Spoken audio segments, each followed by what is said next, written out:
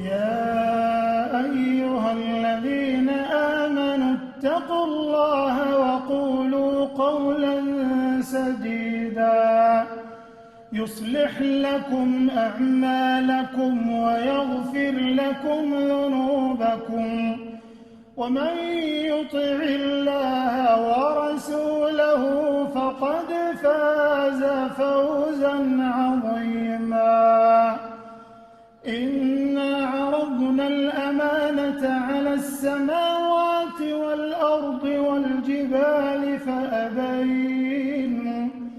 فأبين أن يحملنها وأشفقن منها وحملها الإنسان إنه كان ظلوما جهولا ليعذب الله المنافقين والمنافقات والمشركين والمشركات ويتوب الله على المؤمنين والمؤمنات وكان الله غفورا رحيما.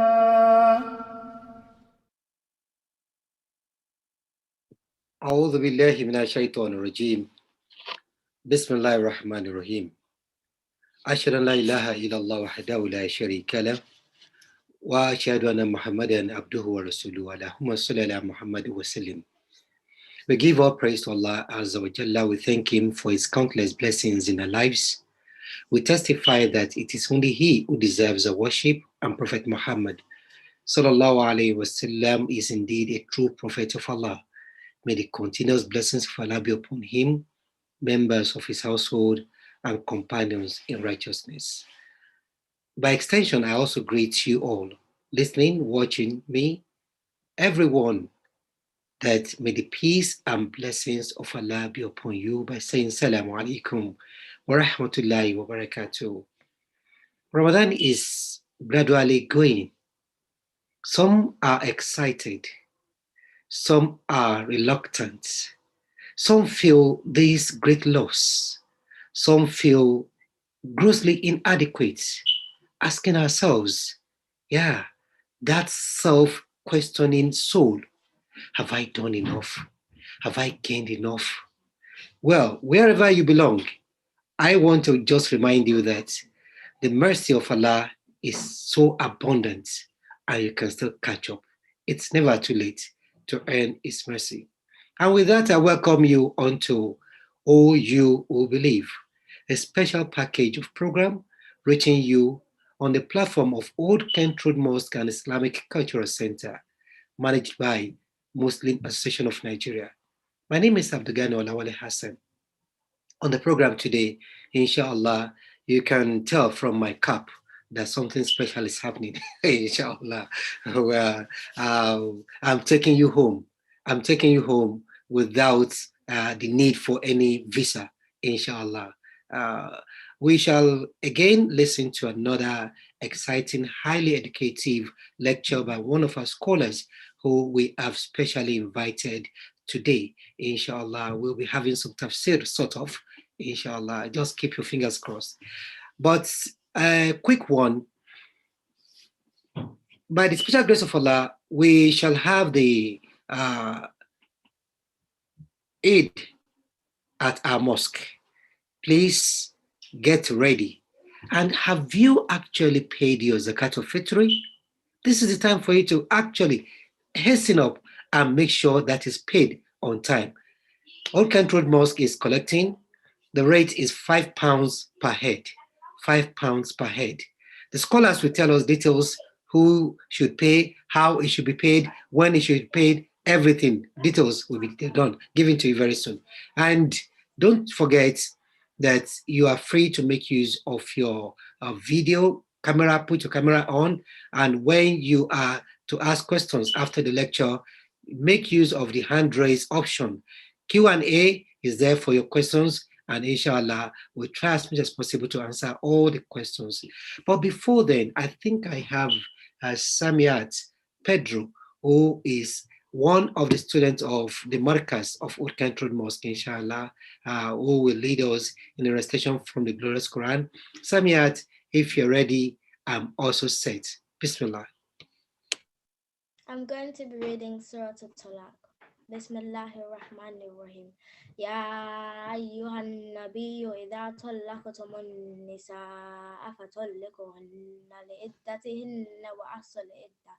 واتقوا الله ربكم لا تخرجهن من بيوتهن ولا يخرجن إلا أن يأتين بفاحشة مبينة وتلك حدود الله ومن يتعد حدود الله فقد ظلم نفسه لا تدري لعل الله يحدث بعد ذلك أمرا فإذا بلغن أجلهن فأمسكوهن بمعروف أو فارقوهن بمعروف وأشهدوا ذوي عدل منكم وأقيموا الشهادة لله ذلكم يوعظ به من كان يؤمن بالله واليوم الآخر ومن يتق الله يجعل له مخرجا ويرزقه من حيث لا يحتسب ومن يتوكل على الله فهو حسبه إن الله بالغ أمره قد جعل الله لكل شيء قدرا واللائي يئسن من المهيد من نسائكم إن ارتبتم فعدتهن 3 أشهر واللائي لم يحل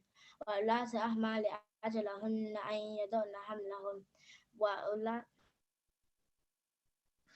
ومن يتق الله يجعل له من أمره يسرا ذلك أمر الله أنزله إليكم ومن يتق الله يكفر عنه سيئاتكم ويؤذب له أجرا أسكنوهن من حيث سكنتم من وجدكم ولا تضاروهن لتضيقوا عليهم وإن كن أولات حمل فأنفقوا عليهن حتى يضعن حملهن وإن أرضعن لكم فآتوهن أجورهن وأتمروا بينكم بمعروف وإن تعاسرتم فسترضع له أخرى لينفق ذو سعة من سعته ومن قدر عليه رزقه فلينفق مما آتاه الله لا يكلف الله نفسا إلا ما آتاها سيجعل الله بعد عسر يسرا وكأي من قرية أتت عن أمر ربها ورسله فحاسبناها حسابا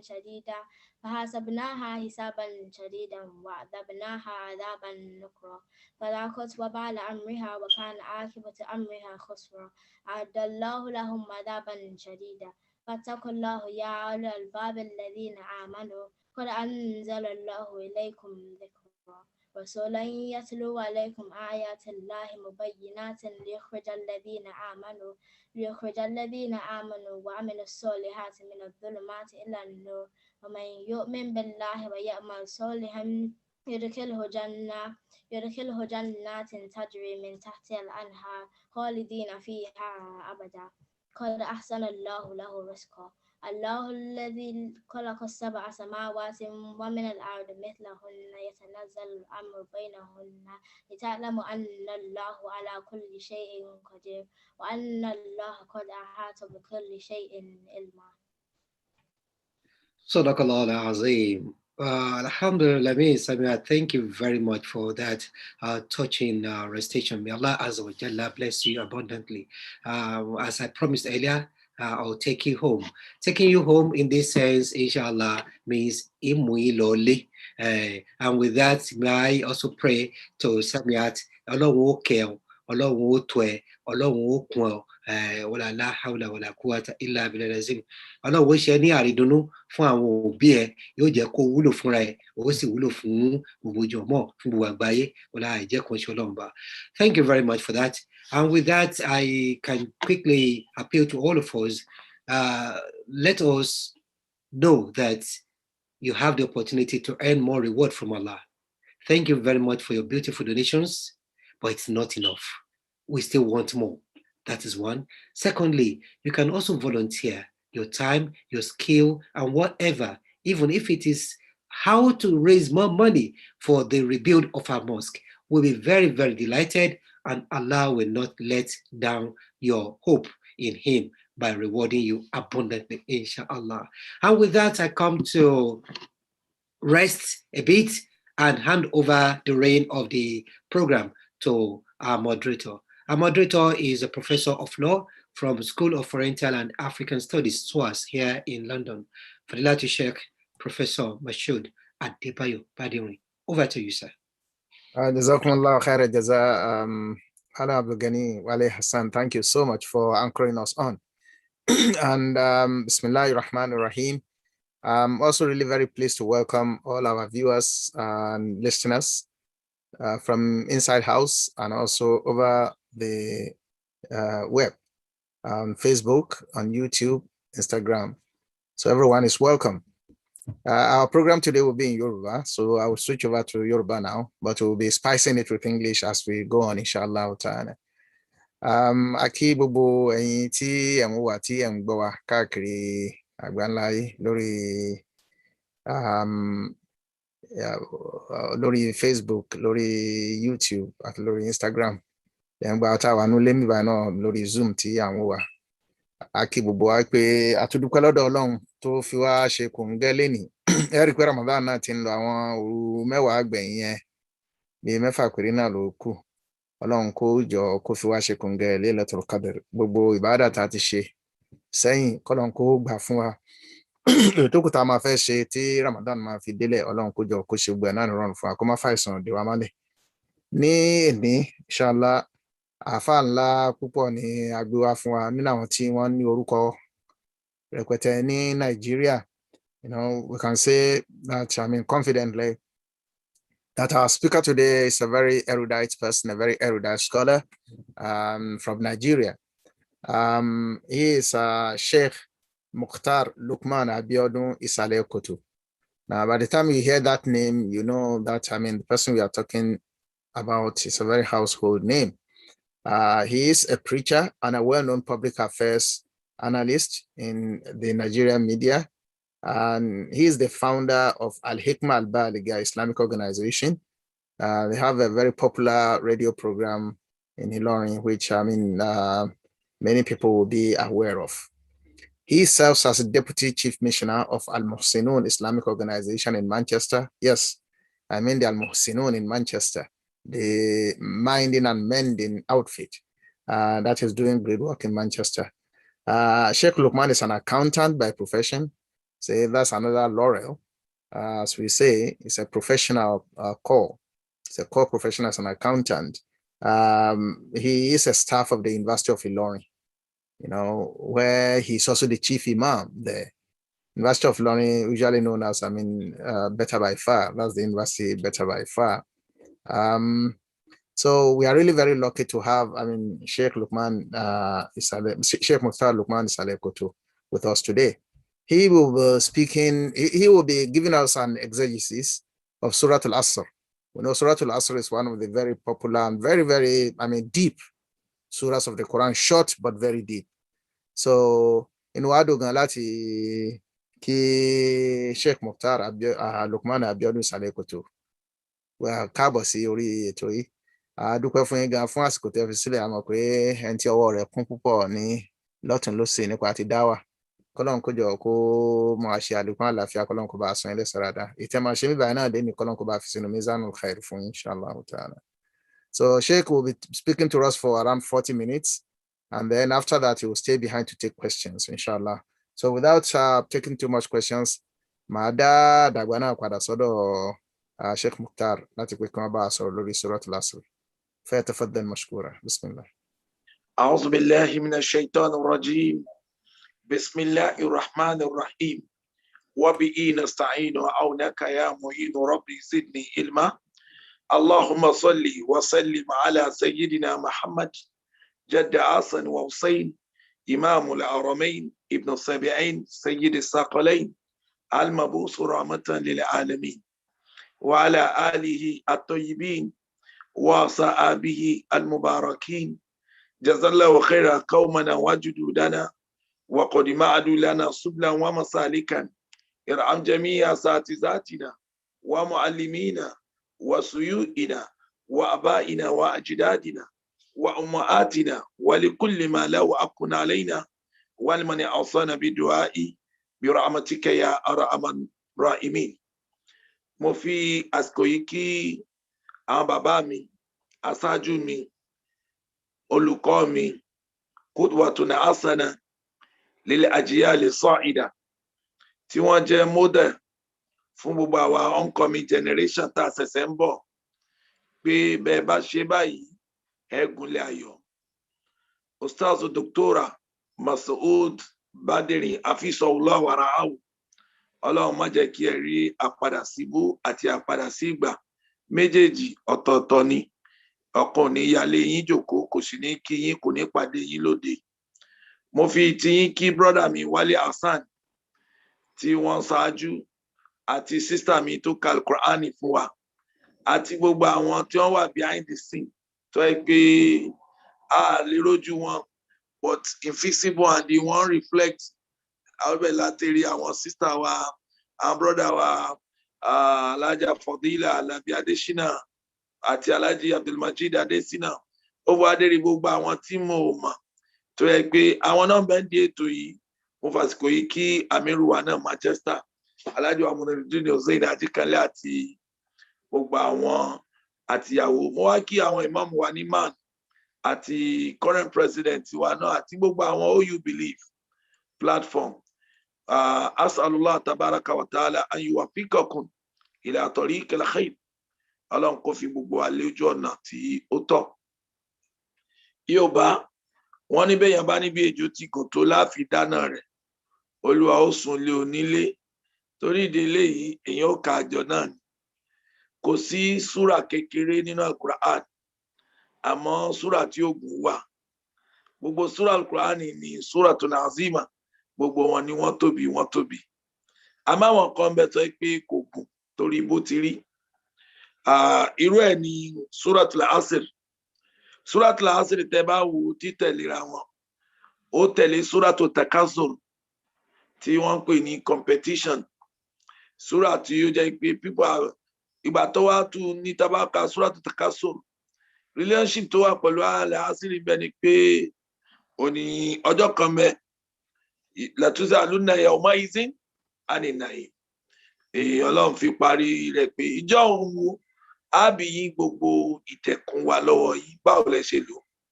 Tá a bá wo ibi tí súratut Takasur parí sí òun, a wà ó pé latuzalunna yawma'izin anin na'im. Tí ó bá ti pé lẹ́yìn òní àwọn kókó mẹ́fà kan jáde ńbẹ̀, tó bá ní màá padà bí ẹ nǹkan tí mo kó lé lọ́wọ́ yìí, ìtumọ̀ rẹ̀ ni pé ẹ̀mí ò lọ síbi alkiyama, pé hunaka al-hisab, a jẹ́ pé ìṣirò kan bọ̀.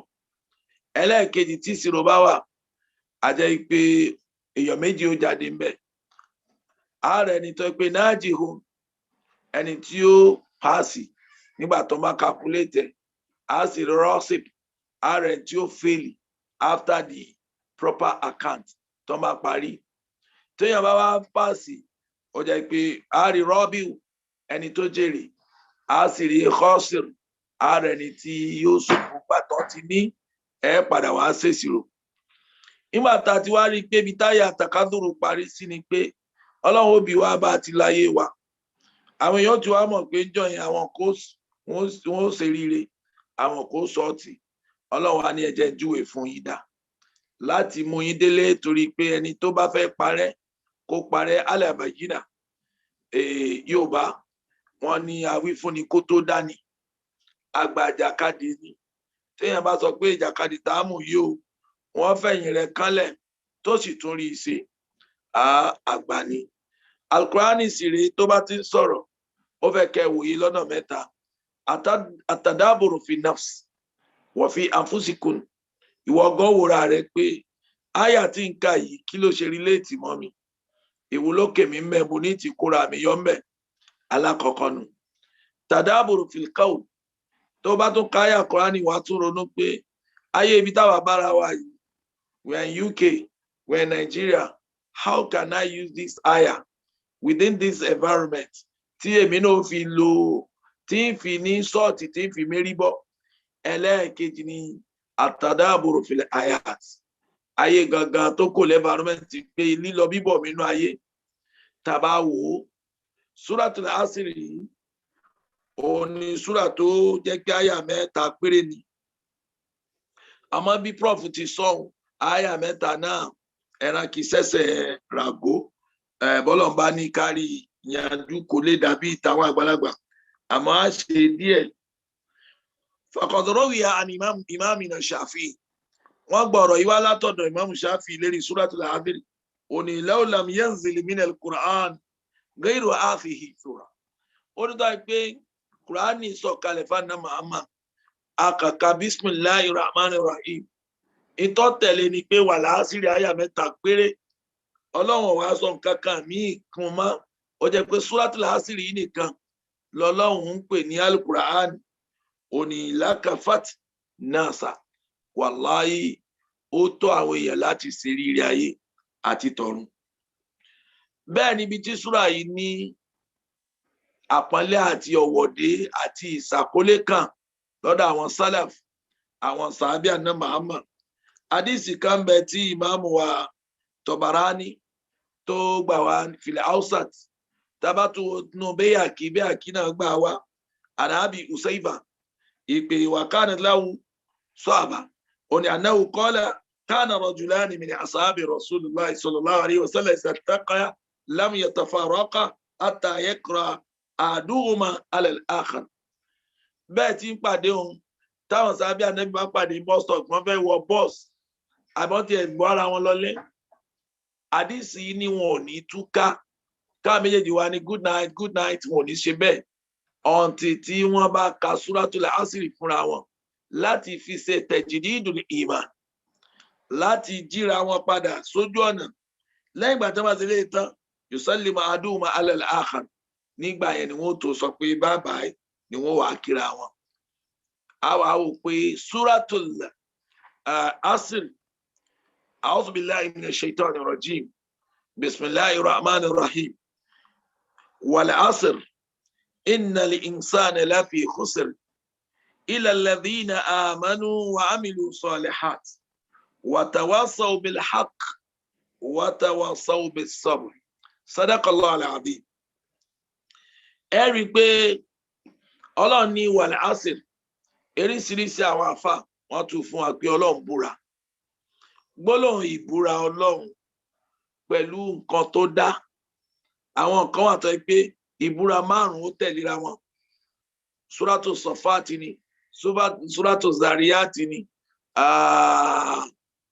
súrátù Nashiati ni ó wá tó àwọn súrà yìí tọ́lọ̀ ń fi àwọn nǹkan tó dá tó fi búra ìbúra nídìí nǹkan 3 ẹ rí i pé ọlọ́run máa fi nǹkan méjì kan ṣàlàyé fún wa wọ́n pè kan ní albayanu almusaada ọlọ́run ó ṣàlàyé nǹkan tí ó clear pẹ̀lú reference tó jẹ́ pé ẹni tí làákàyè rẹ̀ bá pé gan kò ní argue mọ́ irú ẹ̀ tó ká amma yatasaalun ani naba'il azim alladhi hum fihi mukhtalifun kalla la ya'lamun ọwọ́ abẹ́rẹ́ alam naj'al al-arda mihada wal jibala awtada àlàyé lọ́lọ́run ṣe ń bẹ̀rù bí ọ̀jọ̀gbọ́n sì ti máa ṣe nù lẹ́ni tí ọlọ́run wà wà hakimun fi amrihi wa fi'lihi ọ̀jọ̀gbọ́n lọ́lọ́run níbi àṣẹ rẹ̀ àti iṣẹ́ rẹ̀ ìgbà míì wà tá a bá rí i pé ẹni yóò gbà wá gbọ́ yóò wá mú wa lọ síbi alqasam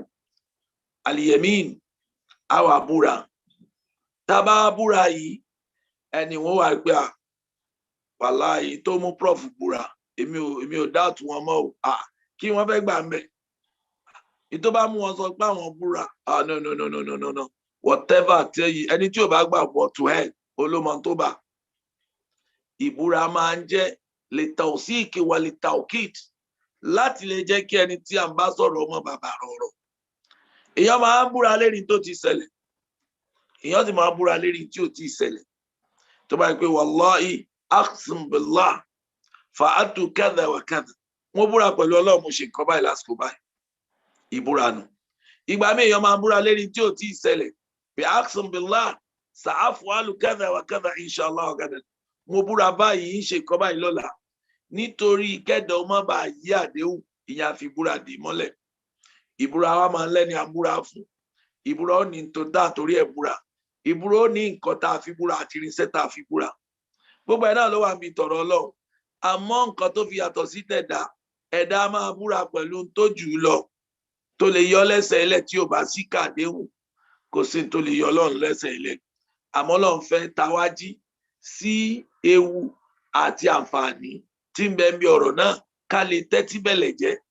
Ó wá ní wàlá àsìrì, Olúwa ló búra. Àwọn kan ní àsìkò ìrun àlásàrì ni, torí pé ìrun àlásàrì bàbàrà. Àfìsù àlàsọ̀láti wọ́n sọ̀láti lè kùsùtọ́. Àwọn àfáà kan níbẹ̀ ni. Àwọn kan ní rárá o, bí máa ní aksamallahu bidá, Ọlọ́run búra pẹ̀lú ìgbà ni. Àwọn kan ní àlàásìrù pé wọ́n yọ látara bẹ́yìn aré àwọn alákọ̀wé tí máa extract juice.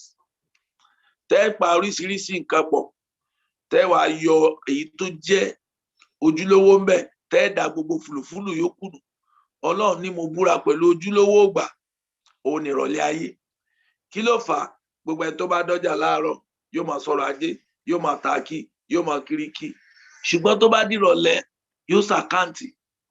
Ìgbà yẹn ni yóò máa pọ́ ọmọ ọ̀dọ́ rẹ̀ pé bá ń lọ́dọ̀ ya Tajudeen, wípé mo ní owó ẹ̀kan tó rajà kó bá mo ti fẹ́ máa lọlé.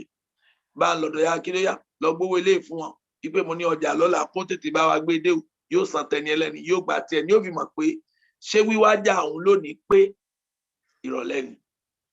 Bí ìrọ̀lẹ́ ti wà lọ́jà òun, bẹ́ẹ̀ ni ìrọ̀lẹ́ wà ní gbogbo ọjọ́ ayé ẹnì kọ̀ọ̀kan. Àwọn àfáà ní ìsẹ̀mí ayé àná Muhammad gan lọ́lọ́run ń búra pẹ̀lú ẹgbẹ́ rẹ̀ Muhammad láàrin 63 years tó lò. Nítorí ayé dàbí kílẹ̀ ọmọ kó dìrọ̀lẹ́ náà ni. Bí ká lọ sọ́jà ká dé nírọ̀lẹ́ náà ni. Ọlọ́run ni mo búra pẹ̀lú ọjọ́ ayé ìwà náà Muhammad. Innal insana lafi khusr. Tá a bá wo tiẹ̀ bó ti ṣe, bó ti lo dá 63 years, bó ti wà productive tó, bó ti ní impact tó náà yá àwọn èèyàn. Innal insana lafi khusr. Ọ̀pọ̀ èèyàn ló wà ní òfò. Alifu alamu wọn ni istighraqul jins, kì í ṣe èèyàn nìkan ni wọ́n bá wí, àtọkùnrin àtobìnrin, kì í sọkùnrin nìkan. Ọ̀pọ̀lọpọ̀ àwọn èèyàn láfi khusri, wọ́n ní fi tó wà mẹ́rin sọ̀fíà ní ipi gbogbo ẹ̀dá láyé tó kù lásìkò yìí ní òfòrò kiri ká by one way or the other. Ọlọ́run á ṣe khusru ní òfò ẹyọ kan nákàrà lè tazim, ipe òfò yẹn sófò tó mọ níwọ̀n, òfò tẹ́ẹ̀lé predict ni, tẹ́ẹ̀lé predictami bí ó ti gbà wá, torí pé ọmọnìyàn wà ní òfò yìí. Bàbá wò ta ni ò sí ní òfò nísìn? Òfò ẹlòmíì lára ọmọ ni, òfò ẹlòmíì lára business ẹni, òfò ẹlòmíì lára family ni, òfò ẹlòmíì lára profession rẹ ni, kò rí bí ti rí tẹ́lẹ̀ mọ́. This life gbogbo nǹkan ti change. Àpọ́nlé ọmọ sóbì kò tó nǹkan mọ́, àánú òbí sọ́mọ kò tó nǹkan mọ́, àpọ́nlé teacher sí olùkọ́ sí àwọn ọmọ tó ń kọ́ kò dàbí tìgbà kan mọ́. Gbogbo kíní ni quality rẹ̀ ti drop. Ọlọ́run tó bá dìrọ̀lẹ́ ayé, ọ̀pọ̀lọpọ̀ nǹkan lẹ́rìí pé ìsọ́ọ̀tì ti wọ̀ ọ́. Tàbá wo ipe Ọlọ́run ó jẹ́ ká mọ̀ pé ọ̀pọ̀lọpọ̀ nǹkan tí ìsọ́ọ̀tì sì wà báyìí o. Ẹ wá wò pé kí ló fà á? Ọlọ́run mú wá ní khusrun, torí pé ẹ ní lè sọ pé bó ti mọ̀ rí. Ọ̀pọ̀lọpọ̀ wa á wà wò pé tó Ọlọ́run tó sọ pé ọ̀pọ̀lọpọ̀ wà lóòsì, ó wá fẹ́ ṣe istisna o, ó fẹ́ yọ set of people. Bí bá ti sọ pé òfò kárí ilé ó kárí oko, tá a bá sọ àwọn nǹkan tí kinní yìí ò lè dọ́dọ̀ wọn, kí wá láǹfààní ẹ̀sìn mọ́? Ẹ̀sìn onítùmọ̀ náà nù. Nígbà tá a bá ní gbogbo nǹkan, àti ẹni tó rí wí àtẹni tí ò rí wí, Yorùbá ó lárùn àyà ní ọ̀pá lákọ̀wé, toró nìkan náà ni ó desire, yóò acquire, yóò tó admire. Nígbà téèyàn bá kádùrú iṣẹ́ ìsáyà, àárẹ̀ ó sáyà.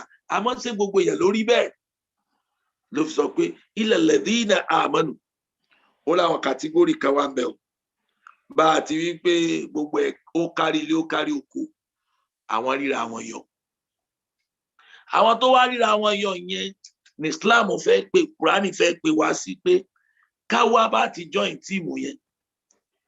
nítorí pé tá a bá ti rí join àwa náà ti bọ́ nínú oko òfò yìí ni torí pé gbogbo ẹni tí àwọn tó bá ṣòfò Al-Qur'ani sọ tá a bá Suratu Zumar kul innal khasirina alladhina khasiru anfusahum wa ahlihi yawma al-qiyamah ala dhalika huwa al-khusran al-mubin. Kí ló ń pè lófò?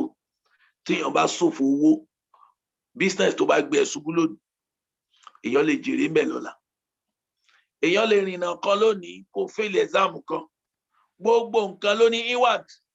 Tó bá fail di professional exam kó lè tún ṣe, tó bá fail iṣẹ́ kan lónìí kó lè ní carry over kó tún ṣe. But ibi tí sọ tó ti burú jù níbi tí ò bá ti sí àti ṣàtúnṣe mọ́ tó jẹ́ kọ́ lọ́n sọ pé tó bá fi dé dàgé àmọ́ tẹ́ẹ̀rí tíìmù mẹ́rẹ̀ẹ̀rin tí mo fẹ́ fún yín tẹ́ẹ̀ bá ti belong sínú kàtígórì kankan nú àwọn tí mo yìí òṣùrọ́ọ̀nù mú bí òfò tí ó fojú hàn lélẹ́yìn òfò tí ò jọ tẹnìkan nínú òfò ni. Tabawo ó wá sọ fún wa pé lilladhina amanu ọlọ́run àkọ́kọ́ ni àwọn tó jẹ́ pé wọ́n gbọ́ Ọlọ́run gbọ́. A mọ̀ pé rukunun azim min arkani dinina al-imanu billah. Ìgbàgbọ́ yìí òun làkọ́kọ́ o. Tabawo pé kí ló wá ń jẹ́ imanu billah. Al-Qur'ani wájú wé imani fún wa lọ́pọ̀lọpọ̀ gbà tó jẹ́ pé different way ló fi júwe imani. Tá bá lọ wo inú Al-Qur'an a rí pé ó júwe ìgbàgbọ́ yìí láìmọye ọ̀nà, ó sì sọ bóun ti bí ìgbàgbọ́ yẹn ti gbọ́dọ̀ rí kó tó di pé yóò lè láàyàn. Àkọ́kọ́ tá bá wo mina awsafil Qur'an tó fi júwe imani ó ní pé àkọ́kọ́ ni pé alladhina amanu ó wá ní àwọn tó gbọ́ Ọlọ́run gbọ́ tàwí ẹja mú àyà kékeré bíi méjì kan wá kó lè expatiate irú imani tí ó là wá. Ó ní innamal mu'minuna alladhina idha zukira Allah.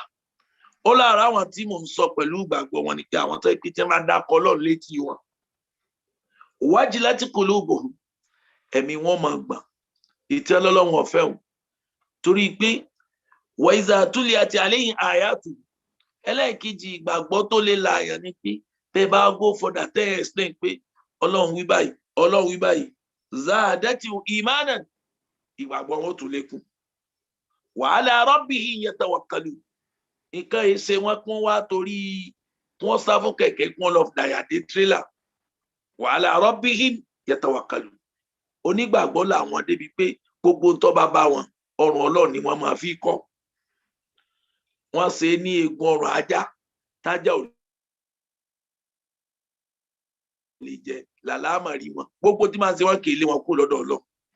Alladhina yuqimuna salata wọn wá ń kírun wọn déédéé wa mimma razaqnahum yunfiqun. À ń sọ̀rọ̀ mosque nísìn owó tó fi tẹ́lòmíì fi budget fún mọ́tò rẹ̀ lọ́dún ni, owó tó fi fẹ́ fi ra mọ́tò ìyàwó ẹ̀, owó tó fi pààrọ̀ fóònù ẹ̀, owó tó fi ra gift birthday fún ọmọ ẹ̀ kò fún Ọlọ́run nídìí ẹ̀. Bàbá sọ lọ sọ́bọ̀ nísìn àwọn ti ṣe transfer £100, mo ti ṣe transfer £500. This is a man tó ra nǹkan tó wọ́ọ̀tì 5,000 fún ẹni tó jẹ́ pé tó bá di lọ́la bí nǹkan kan bá ṣe ń tọ̀ wọn ò lè gbà á lẹ̀. Ẹni tí ó wà sálọ̀dọ̀ rẹ̀ lérí àlámọ̀rí, ẹni tí ó ké sí pé ṣàánú mi kò lè náwó fún kò trust Ọlọ́run. Ìgbàgbọ́ yẹn ò ní túmọ̀ torí pé kò sẹ́ni tó bá gbani gbọ́ tí bá ní rojọ́ o. Ìgbàgbọ́ níbẹ̀ láàrin dókítà àti patient ẹ̀ tó fi ní máa lògùn báyìí máa lò báyìí ó sì délé sí ń lò ó kò máa jiyàn pé kí ni dókítà yóò gbà mí tó ní máa ṣe yìí torí pé ó gbàgbọ́ ni. Ulaika humul mu'minun. Ọlọ́run láwọn yẹn gangan náà ń jẹ́ mùmínì tòótọ́ haqqan lahum darajatun inda rabbihim. Ipò wọn ìsepò yẹ́búyẹ́bú lọ́dọ̀ Ọlọ́run. Ìdíyà ni ọ̀dún wọn múlẹ̀ tọ́ Ọlọ́run pẹ́kípẹ́kí báyìí ni. Wa maghfiratun bẹ́ẹ̀ làforíjì ó ti jẹ́ tiwọn. Wa rizqun karim wọn ò ní ṣe wàhálà láyé kó tó ṣe lọ́run. Kódà kó tó kù láyé náà láti yọ wàhálà kó lọ́rọ̀ ọ̀hún. Gbogbo àjọrí tí wọ́n dá fún wa á kó fún wọn lára ọmọ á kó fún wọn lára ṣẹ́ wọn, á kó fún wọn lára àlàáfíà wọn. Nígbà wọn ti yọ tiwa fún wa, wọn ò tún ní máa nánà dànù mọ́. Wàrídì kọ̀ǹkẹ̀rì gbogbo tá a bá ṣe fún ọba àwọn dalẹ̀. Àyà yìí júwe ìmánì tí Wálé Àṣírí júwe pé ìmánì ó gbọ́dọ̀ ní gbogbo kọ́mpónẹ́ǹtì. Ẹ̀tọ́ tàrí já wo Suratul Mu'minun, oníkọ́jà fúláàlì Mu'minun. Ọlá àtọ́ ń jà Mu'minin ti jèrè. Alladhina hum fi salati khashi'un. Àtọ́ bí wọ́n máa ń kírun ẹ̀mí wọn máa wà bẹ́ẹ̀. Já ṣe máa bá wọn. Wọ́n yìí kírun kún wá kẹ́mi kó bẹ́ẹ̀. Walladhina hum anil lagwi muridun. Àtọ́ ẹ pé tẹ bá ń sọ̀rọ̀ wọ́sà ọ̀rọ̀ tí ò wúlò kí á ní wọ́n kàn yà kó lọ́dọ̀ yín. Nǹkan ọmọ fàtẹ̀ subhanallah walhamdulillah wala ilaha illallah. Wọ́n yìí wéṣì táìmù wọn. Walladhina hum li zakatihim fa'ilun. Àwọn yẹn tó ń yọ sàká wọn déédéé wọ́n ti sọ́ di iṣẹ́. Fa'ilun ẹ wo ó mú wá ní jumlatu filiya tufidu subut ismiya jàre fa'ilun kò ní yẹ fa'alun wọ́n ń ṣe kọ́ ó ti di bárakú gbogbo sàkáàtì rẹ̀ níran wọn létí wọ́n yọ tí kálukú fún ni. Walladhina hum li furujihim hafisun. Àwọn tó máa ń sọ abẹ́ wọn wọ́n yìí ṣe ṣìnà wọ́n yìí kọjá àlà illa ala azwajihim. Wọ́n yìí kọjá àlà ẹni àbágbà àwọn ìyàwó wọn nìkan ni. Aw ma malakati aymanihim fa innahum ghayru malumin. Ìgbà àyà yìí náà júwe fún wa a rí i pé ó júwe àkọ́kọ́ ìtì ń jẹ́ tó lè là wá nínú òfònú òun nígbàgbọ́ tó yẹ pé tí wọ́n bá tẹ̀ ìṣẹ̀ lára rẹ̀ tí wọ́n bá ti bá wọn ò ní ìwọ Mr. Man ẹ bọ́ síwájú òfò yóò ní dọ́dọ̀ tiẹ̀. Ó ní lẹ́yìn eléyìí àlìímánù kàṣájà ó ní tó ń pè ní ìmánì ó dàbí igi ni wal amalu salihu kàtàmọ̀rà alẹ́ sàjàrà bí igi bá wulẹ̀ ń kulẹ̀ yín ẹ̀ máa dá ọ̀tún rẹ̀ ìbẹ́pẹ̀ yìí sàkọ́ni sábò ni kò sí tí túnà sí ìbẹ́pẹ̀ bí èsè sórí rẹ̀ tó bá ti bẹ̀rẹ̀ sí taná tó ṣèjọ́ àyè mọ̀ pé ìbẹ́pẹ̀ abolélé èyí tó bá já kọtí kan taná tí ò so àìpẹ́ bẹ́ẹ̀ dànù. Gbogbo ìgbàgbọ́ tí ọba ti débi alladhina amanu wa amilu solihati tí iṣẹ́ rí ò jáde lára rẹ̀ nítorí pé iṣẹ́ rẹ̀ tí gbàgbọ́ al-imanu bayni wa bayna rabbik ọ̀dọ̀ Ọlọ́run ní gbàgbọ́ rẹ̀ ti hàn sí àwa ò rí ṣùgbọ́n wàá júwe bí ìgbàgbọ́ ti rí lára ìbálò pẹ̀lú wa.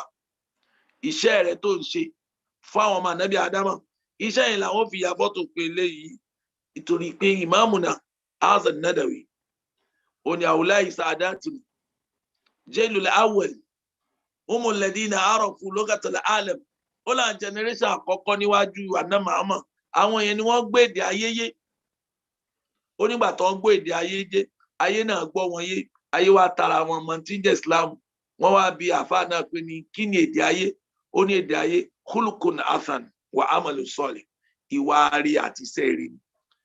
Àwọn èèyàn ò fẹ́ mọ ẹni tó bí ọ̀hún ò fẹ́ mọ ẹni tó tọ́ ẹbí wọn bá ti bá ṣẹ̀rí lọ́dọ̀ rẹ̀ wọ́n kẹ̀kọ́ èèyàn gidi wọ́n tata rẹ̀ mọ irú rẹ̀ kíkí bó ti mọ̀ kí òtún ẹlòmíì di mùsùlùmí. Ṣùgbọ́n al-amalu salih ẹ wo sẹ́ẹ̀rí iṣẹ́ rẹ̀ yóò wá pín síbi mo ṣe sàrà gbogbo àǹtẹ̀rí tó ń ṣe màálù tó ń ṣe mọ́tò ibẹ̀ náà lẹ́yìn mùmìnì náà gbọ́dọ̀ involve ẹ ṣe àwọn nǹkan tá yóò fi mọ̀ pẹ́yìn lẹ wáyé ẹ wúlò fáráyé for humanity. Lẹ́yìn eléyìí ẹ tún wá sí iṣẹ́ rere tí ó mú ẹsẹ̀ yín ga wájú Ọlọ́run. Iṣẹ́ rere ni ò kọ́mọ̀ láàrin mùsùlùmí mọ́ lónìí. Náà sọ pé máa ń fa àkọ́kà hulka fa àkọ́kà dínà ẹni wá rẹ̀ bá dájú tiẹ̀ lọ ó ní ìgbàgbọ́ ó lẹ́sìn jù ọ lọ. Ẹlẹ́ẹ̀kejì nínú ṣáràtì tó lè mú yàn bọ́ ẹ wá rí i pé al-amalu salih tí a wí òun náà lápèjúwe tá a bá wo Suratul Kahf ń sọ fún wa pé innal ladina amanu Ọlọ́run ráwọn tó gbọ́ lọ́n gbọ́ ìmánì àti amalu salih wọ́n máa ń compliment ara wọn torí pé ìmánì ó dàgẹ́ bí kíní áàtì tó wà bí mọ́tò tí máa pọ́ǹpù epo ni ẹ rí i pé tó bá ti bàjẹ́ óyé fuel pump wa tó bá ti bàjẹ́ mọ́tò ọmọ gàdí báyìí ni gbogbo ẹni tí áàtì rẹ̀ tí ìmánì bá ti dọ̀tí tí ẹ rí i pé gbogbo tẹ́ bá ń pè sí tọ́lọ́ yóò kàn máa gàdí kò ní tẹ̀lé yìí à ń bọ̀ bí fuel pump tí bàjẹ́ téèyàn máa gàdí tí ìmánì bá ti bàjẹ́ yóò kàn máa jáàkì lásán ni kò ní produce. Àmọ́ tó bá ti pé ìmánì rẹ̀ bá dà wa amilu solihat tó wá fi iṣẹ́ rẹ̀ justify ìgbàgbọ́ inna la nudi'u ajra man ahsana amalan Ọlọ́run ló wọn ò ní ra ọ láre ò ní waste effort rẹ̀ tàbá wá kó bẹ́ẹ̀ ò ní watawasaw bil haqq torí àsìkò àtàwásọ́ verb yẹn lọ́dọ̀ àwọn ustaz wa professor wa al-musarakatu bayna al-ithnayn ìkan tó ń júwe pé èèyàn méjì ní jọ máa ń ṣe é ní tọ́mání tàfà àlà oyè wàtàwásọ́ Ọlọ́run ní tó lè mú yín jèrè ìyẹn mi pé èrè tí ẹnìkan ò kó ọ̀yà kò kó ọ̀là as a muslim ó gbọ́dọ̀ là kẹ́bí rẹ̀ ọ̀là ni ó gbọ́dọ̀ là kọ́rẹ́ rẹ̀ ọ̀là ni ó gbọ́dọ̀ là kíran rẹ̀ ọ̀là ni ó gbọ́dọ̀ rà káládùúgbò rẹ̀ ọ̀là ni ilé láti ẹnìkan kọ́ ló lè mú ẹ bọ́nú ewu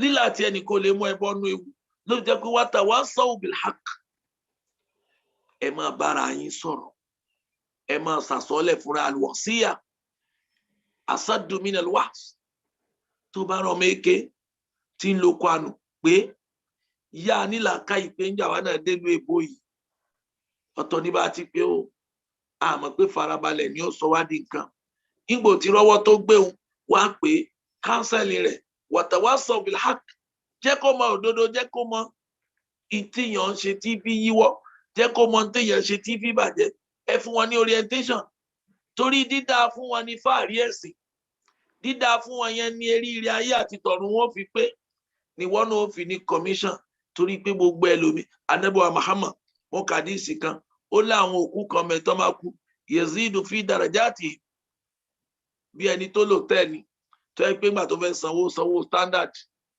àbí deluxe ó wá dẹ̀ kan náà bá gbé lọ sí suit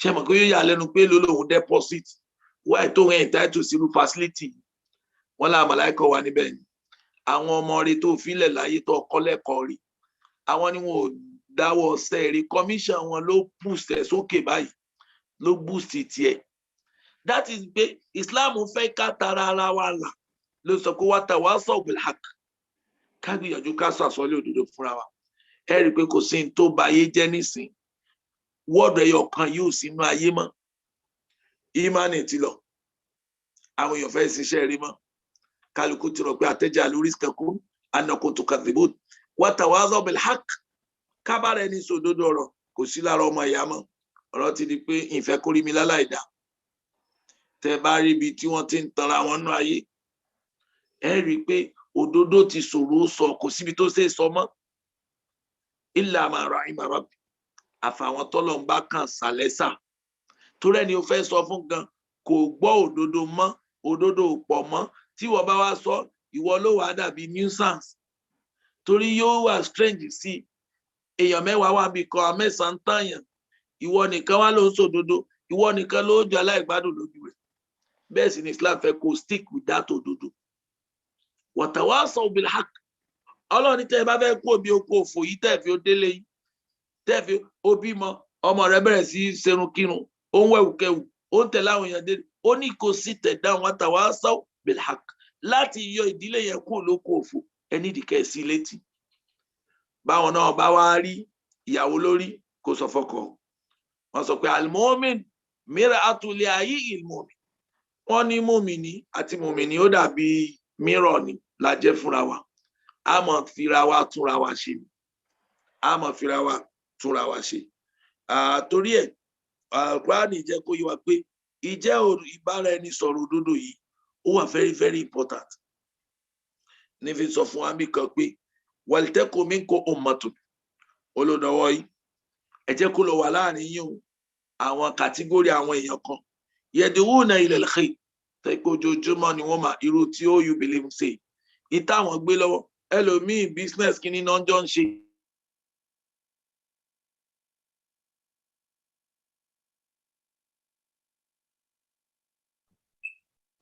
bọ́tẹ́ ń bì eléyìí táwa ń ṣe ń bì à ń ṣe nítorí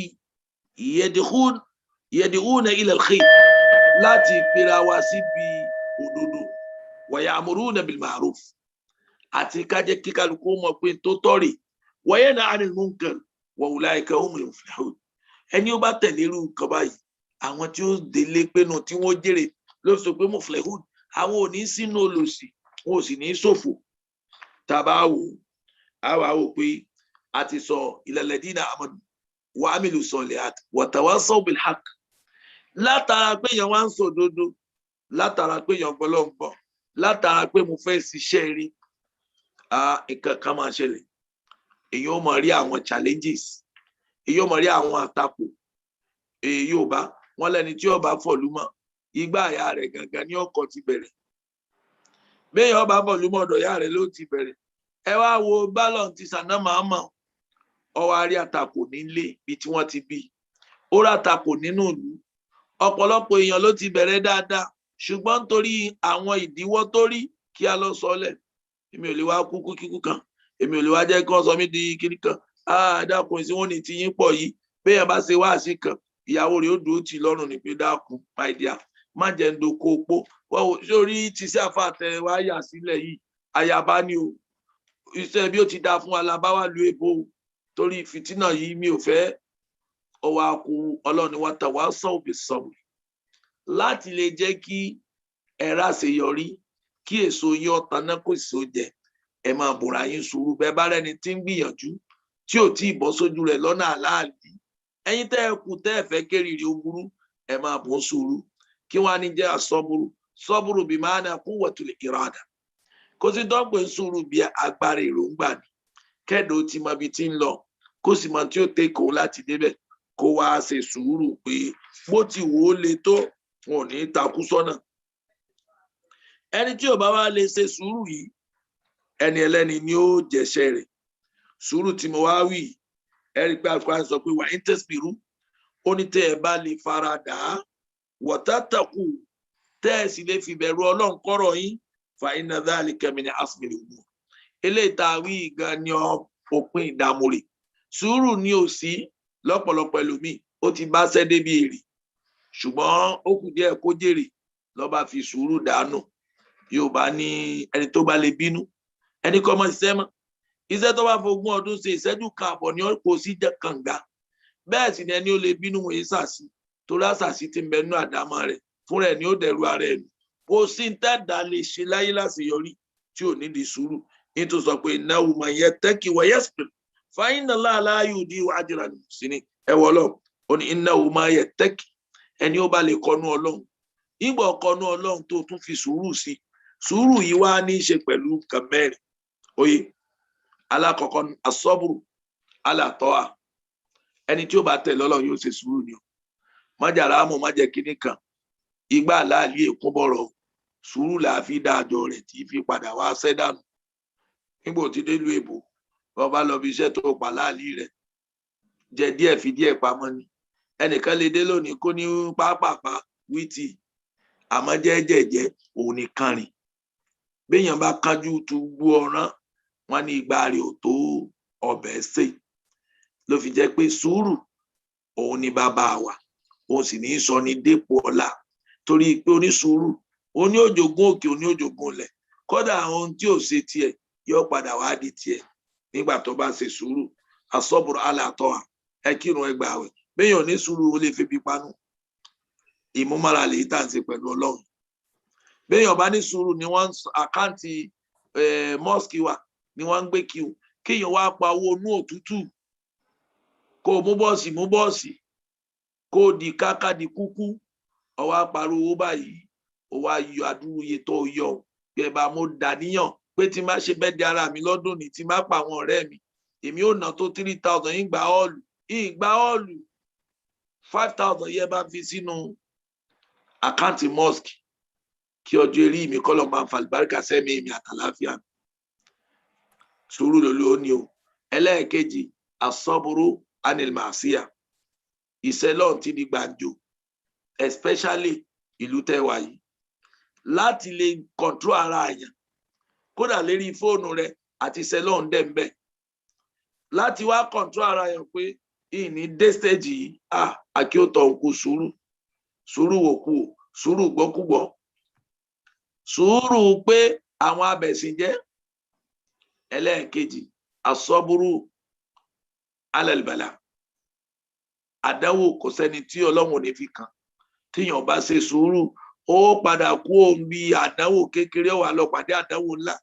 gbogbo ẹni nǹkan bá ṣe tó bá fi gbẹ̀sìn lọ́wọ́ rẹ̀ àdánwò búlò ṣe sùúrù ní í já jẹ́lẹ́sìn dálẹ̀. tí ì bá ṣe bẹ́ẹ̀ ni àdánwò ni. ọ̀kan náà àwọn ọ̀jọ̀gbọ́n ó ló ń pàdé ẹnìkan náà àwọn ará àwọn ẹni Ọlọ́run onírà ètò bá dọ̀ sẹ́lẹ̀ onígbà tó ń wá rí ó ní kéfà anta wà dínú ó ní àfà bó o ní yín àtẹ̀sìn yín bó lẹ́ tí ní mánéjì ó ló dáhùn ló pé adúniya àtúmọ̀síkò ojoojúmọ́ láyé ń tú ẹ̀sìn yìí ká máa lọ́wọ́ wọ́bìlì istikfari òrọ̀kíhù wọ́bìlì istikfari òrọ̀kíhù àmáwá náà ò sinmi à ń ṣe sùúrù à ń fi ìtọrọ àforíjì à ń fi tún rán padà bọ́ bá yá àwa náà tún rán. sùúrù là á fi rọ́lọ́hùn sí sùúrù là á fi jìnnà sí tó lóhùn ọ̀fẹ́ bẹ́ẹ̀ sì ni sùúrù là á fi gbé àdánwò Ọlọ́run mọ́ra.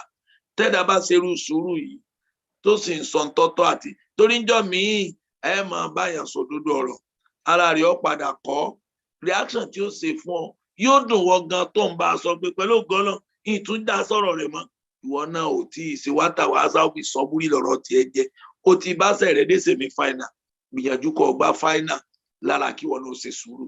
tá a bá padà a rí i pé bá a bá lo mẹ́rẹ̀ẹ̀rin yìí á kú níbi òfò ayé gan tí ń ṣẹlẹ̀ lọ́wọ́ ó ní pé ọmọ yanjú ìdílé wọ́n yanjú ẹ̀sìn wọ́n yanjú bàbá tó kú oyún títí in a global way a rí i pé mẹ́rẹ̀ẹ̀rin yìí solution ló jẹ́ fún society wa. Nigeria as a whole àkọ́kọ́ a nídìí ká ní faith nínú ara wa ìgbàgbọ́ nù a trust ìdẹ́dà tọ́lọ̀ ń dá wa a sì ríra bí ẹni tó wá ṣe nǹkan wàá mìlú sọ́ọ̀lì a gbọ́dọ̀ increase productivities wa káwa náà ṣiṣẹ́ ká sì mí import gbogbo ẹ̀ tẹ́ wà ń lo ìbò tẹ́ ní best idea ẹ dákun ẹ wá yá wa àwa náà gbọ́dọ̀ mọ àṣìṣẹ́ tá yóò torí ẹ̀ wá ẹlẹ́ẹ̀kejì wọ́n tàn wá sọ̀bìlà let's call a spade a spade write it say it ẹ jẹ́ kí ẹni tí ò dá ọmọ fún òun dá ká kọ látìkù ká kọ lérí ìwé ká kọ káàkiri ayé ká jẹ́ kó mọ̀ pé this is not how they are doing it in the rest of the world. ẹlẹ́ẹ̀kẹrin ni pé wọ́n tàn wá sọ òbí sọ́bìrì àwọn àjẹlújẹrá ìyá àwọn olóṣèlú yìí tó ń fìyà jẹ wá they are just like a cancer. And in order to treat cancer, you have to be patient. Àfi ká ṣe sùúrù. Àwọn ò fẹ́ kí nǹkan change. Àwa tá a fẹ́ kó dáa. Àwa ni ká bọ̀ra wá sùúrù pé Rome is not built in a day. It takes a lot of time and experience láti change nǹkan. Àwa ṣe sùúrù. Bẹ́ẹ̀ ni títọ́mọ nílùú èbó. Ẹni di mẹ́rẹ̀ẹ̀rin. Ẹni di kẹ́ gbàgbọ́ nù wọn. Ẹni di kẹ́ mọ bá wọn sọ̀rọ̀ rí. Ẹni di kẹ́ fiṣẹ́ rí hàn wọn. Ẹ sì ní di kẹ́ ṣe sùúrù kẹ́ bí abiyamọ. Ká lè jèrè. Àtàwọn àtẹ̀yìn. Ọlọ́run kò sọ wá kú lè rí dáadáa aqulu qawli hadha astaghfirullah li wa lakum assalamu alaikum wa rahmatullahi wa barakatuh. Wa alaikum assalam wa rahmatullahi wa barakatuh. ẹ ṣeun gan Sheikh Mukhtar ìsàlẹ̀ ìkòtò kọ́lọ̀n kó jọ kó bá san ilẹ̀ sọ dáadáa ẹ kú ìtawájí àfi bí ẹni pé kẹ́ ẹ má dákẹ́ mọ́ lórí suratul asri tí ẹ̀ ń tra láti yànnàná rẹ̀ fún wa yẹn ta ló tiẹ̀ mọ́ lóhùn orí ìṣèbí gbogbo ilé ayé náà lórí bó ṣe rí yìí ẹ rí nígbà tó lọ́wọ́ bá sọ pé innal insana lafi khusr ẹ wo gbogbo ilé ayé náà bó ṣe rí yìí ìyẹn náà wàá fi yé wa ẹ wá ṣàlàyé rẹ̀ lẹ́kùnrẹ́rẹ́ fún wa kọ́lọ́n kó jọ kó bá fi sún mizanul khair fún yín àwọn nǹkan mẹ́rin tí a rán wa létí nǹkan mẹ́rin náà tó lè kó wa yọ ń bẹ̀ ẹ rí gbogbo ẹ̀ náà lẹ ṣàlàyé lẹ́kùnrẹ́rẹ́ ìmánì a gbọ́dọ̀ tún ìmánì wa ṣe lóríṣiríṣi ọ̀nà tá a dẹ̀ lè gbà fi tún ṣe táwa gan ó fi mọ̀ pé ìmánì wa dúró déédéé ẹ tó lọ sí oríṣiríṣi àwọn àyà Quran láti fi ìyẹn náà fi tó wa létí láti fi rán wa létí ẹ̀rí lẹ́yìn yẹn iṣẹ́ rí iṣẹ́ rí òun gan pàápàá ni ẹ̀rí wípé ìgbàgbọ́ ti wọnú ọkàn ẹ̀rí báyìí gẹ́gẹ́ bẹ́ẹ̀ ṣe sọ pé èèyàn lè wà kó sọ pé olùgbàgbọ́ lòun kí iṣẹ́ rí rẹ̀ kó wá kù síbì kan ẹ̀rí lẹ́yìn yẹn ìpànìyàn láṣẹ ìmọ̀ ṣòdodo ẹni tí ó pa ní láṣẹ láti ṣòdodo náà òun náà láti jẹ́ olódodo gẹ́gẹ́ bẹ́ẹ̀ ṣe sọ ìwé wọn ní ẹni tó bá máa dáṣọ fún ni tọrùn rẹ̀ làáwò ó ṣe pàtàkì ìdẹ́ni ìpaniláṣẹ sùúrù ẹ̀dẹ̀ ìyànnà gbogbo ẹ̀ bẹ́ẹ̀ fún wa ẹ̀rí gbogbo bẹ́ẹ̀ ṣe ń bá lọ yàn àbí tànàbì kan ni ọkàn mi kàn ń lọ sí tó yẹ pé òun náà ó ṣàlàyé rẹ̀ lẹ́kùnrẹ́rẹ́ ẹ̀rí ànábì ní kullun yaghdu faba'i'un nafsahu gbogbo ẹ̀dá pátápátá ẹ̀rí ní ìbẹ̀rẹ̀ ayé wa tàbí tá a bá jí láàárọ̀ a máa ń pàtẹ ìgbésí ayé wa sórí ni olúkálùkù tá a bá ti jí láàárọ̀ báyìí Ànábì ní fàbáyò nafsahu ẹ̀mí ìgbésí ayé wa bí ẹni pé a put it on ní pé bíi tìjára ni ẹ̀rí àdèmọ̀ pé olùṣòwò nǹkan méjì náà ló bá dé inú ńgbà tó bá dé nírọ̀lẹ́ gẹ́gẹ́ bẹ́ẹ̀ ṣe sọ tó bá ṣàkáùntì ẹ̀ inú kó rí pé òun jèrè tó bá ṣàkáùntì ẹ̀ inú kó rí pé òun ṣòfò yẹn náà l'Ànábì sọ yẹn ni ó ní kullun yaghdu fàbáyò nafsahu wípé olúkálùkù wa máa jí láàárọ̀ tàbá máa bẹ̀rẹ̀ ayé wa lẹ́ni tó ṣe pé ó ń ṣe tìjára ìgbésí ayé wa tó ń ta ayé wa ẹ̀rí ó ní famutiquha aw mubiquha ẹ̀rí inú kó nígbà tá a bá dìrọ̀ nígbà tó bá dìrọ̀ rẹ̀ ayé wa tán bá ta rò pé báà ni mo ṣe wá lo gbogbo ìgbésí ayé mi náà báyìí inú kó rí pé òun jèrè òun lò dáadáa tàbí kó rí pé lóòótọ́ òun ṣe hasara òun dànù àwọn nǹkan tá a lè wá fi jèrè rẹ̀ nígbà tá a bá máa ṣe ìṣirò ìgbésí ayé wa náà ni pé kí ìmánì wa kó dúró ká dẹ̀ máa ṣiṣẹ́ rẹ̀ ká dẹ̀ máa pàṣẹ dáadáa ká tún máa pàṣẹ sùúrù wàláyé ẹ ṣeun gan iṣẹ́ ńlá lẹ ṣe kọ́lọ́n kójọ kó bá fi sínú mizanul khairi yín nǹkan tó ṣe pàtàkì náà nìyẹn pé ká máa fazakir fa inna zikra tanfa'ul mu'minin ká máa rán ara wa létí àti bí ẹni pé suratul Yasin àti ẹ̀gbọ́rí gbogbo ẹ ṣe lọ tẹ bọ wàláhì kọlọ́n kó bá aṣọ ẹlẹ́sàn rere kọlọ́n kó bá fi sínú mizanul khairi fún yín mo nígbàgbọ́ pé àwọn èèyàn máa ní ìbéèrè gan there will be a lot of questions and we thank Malam Wale Hassan for trying to summarize everything that was being said in English in the chat box for the benefit of those of us of our audience who do not understand Yoruba. Surah Al-Asr is a very powerful surah, very, very, very deep. So may Allah really reward our speaker today. We know there will be questions. Don't bother. After you have read the charts, if you want to ask questions in English, you can do so, but we will respond, inshallah, and this will also be summarized in English for every one of us. Now, Katwa Losi Beri, control room, let's have a brief interlude before we come back to take the questions, inshallah. Control room, please. Just under 60 seconds, I'm going to tell you why investing in this opportunity will change your life. Are you ready? Start the clock. Over 20 years ago, a group of believers acquired a derelict pub slap bang in the center of the Old Kent Road. As we've grown, so has our need for space. And we are embarking upon the journey of a lifetime to extend the good work of this masjid. And we need you to join us on this journey. Let me remind you of Allah's promise. Whoever builds a mosque for the sake of Allah, Allah will build for him a house in paradise. And it doesn't stop there. The masjid that we build will continue to give you rewards for as long as it remains standing, perhaps decades after you pass away. Think about all the people who attend the mosque to pray 5 times a day, every single day of the year. The Jummah service that is attended by hundreds of people, the hundreds of youngsters learning how to recite the Quran, and your fellow brothers and sisters breaking their fast in the month of Ramadan, right here in this masjid. Inshallah, you'll get a slice of the reward. All of these and more coming straight to your scale of good deeds. So what are you waiting for? Help us build this masjid. Sponsor a prayer space and get your friends, neighbours and loved ones to sponsor one too. Or even better, get together and sponsor a whole saf. And inshallah, watch how Allah elevates you in this life and the next.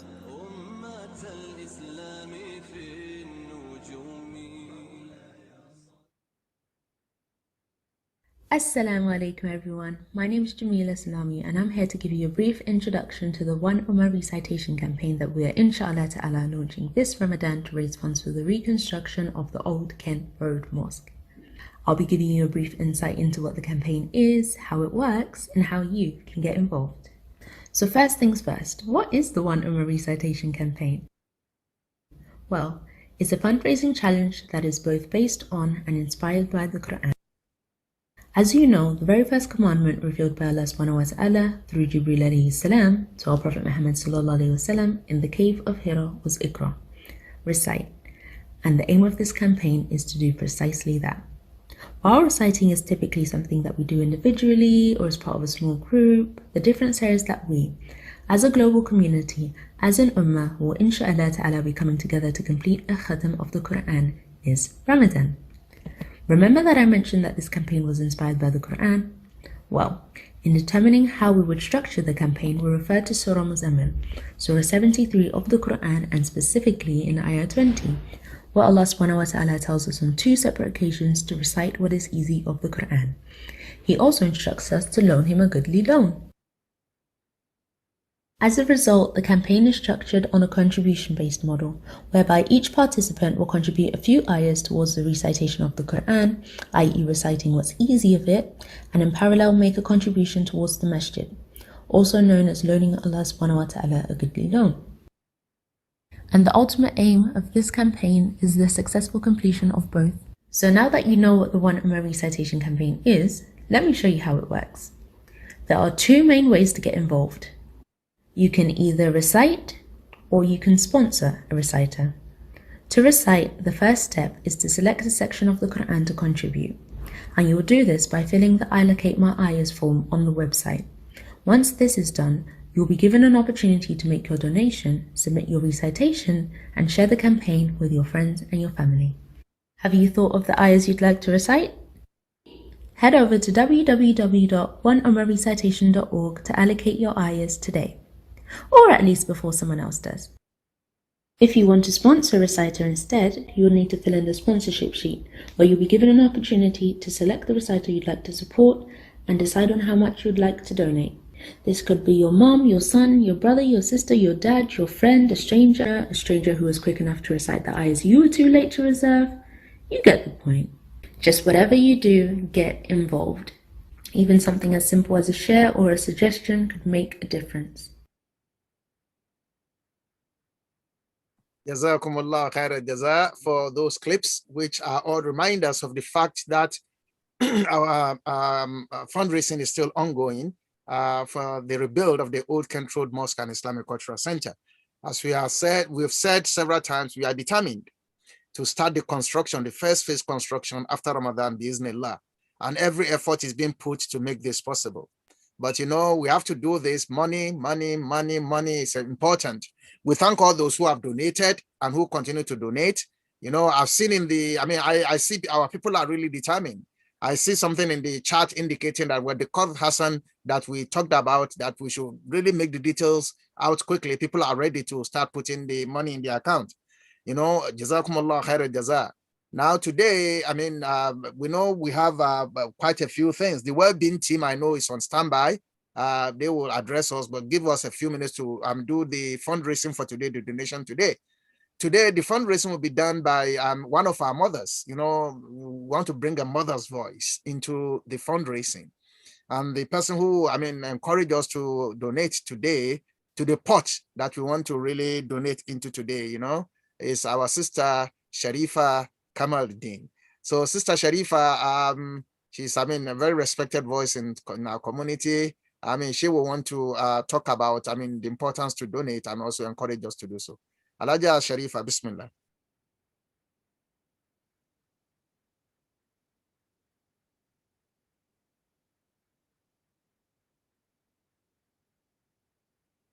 Alaja Sharifa?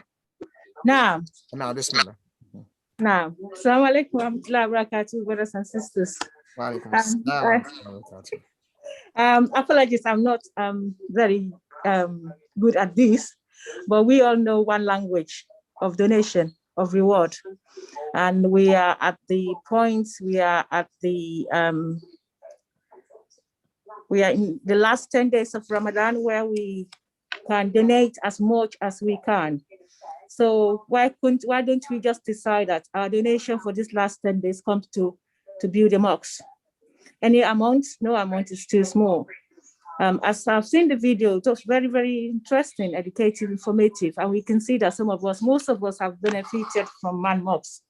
So I just indulge every one of us to indulge our family members, our community, home and abroad, to donate their donation towards Old Kent Road this time around.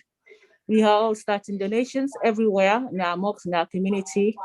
Please, I think it's time that we just try to get it done. We have to use the last how many days we have? We have 6 more days now to get it done. Let's direct all our donations to this mosque. That's the best thing we can do at this time in time so that we can just get it out of the way. Our fathers, our sisters have done a lot of work over the last couple of months, going everywhere to get this done. And I think it's time to just get it done once and for all. May Allah reward all of us. May Allah reward all of us. Every little counts. Thank you so much for coming, and thank you so much for donating in advance. The details of donation has been shown online to us the other time, and I know that if we need to donate, they will send us link to donate. Please donate as much as you can and encourage others to do so. When you're sending out your WhatsApp messages on Facebook, on social media, can you just include this in your WhatsApp messages so that people can donate as well? May Allah reward us all. Assalamu alaikum wa rahmatullahi wa barakatuh. Wa alaikum assalam wa rahmatullahi wa barakatuh. Thank you so much, for putting in our mother's voice in support of the fundraising. I know people will be responding both anonymously and also, online. So inshallah, mashallah, as mothers, we are the force of change in the society. Let's support our sisters campaign today. Mashallah. We know, the donations will be rolling in. Now, while we wait for the donations to be rolling in, let me call on, yesterday we promised that the well-being team, due to the question that was raised about the need to reach out to those who are in need, who need assistance, those who are lonely in our community, we, mentioned that the well-being team will address us today. And if you can just do this in 5 minutes, let me call on the representative I think you're to speak to us. Bismillah. The well-being team. Just days ago, the commission president said she was, in her own words, the well-being team, please. And the European Parliament is also reluctant. For some within the institution, Is Alhaji Ibrahim Aturashid there? 84 MEPs from different political. Okay, it's not there yet. Maybe we just have to. He is there, sir. Okay. Salam alaikum. Wa alaikum salam wa rahmatullahi wa barakatuh. Alhaji Hassan is here. Okay, bismillah. Yeah, Alhaji Hassan is here to cover for him. He's running late.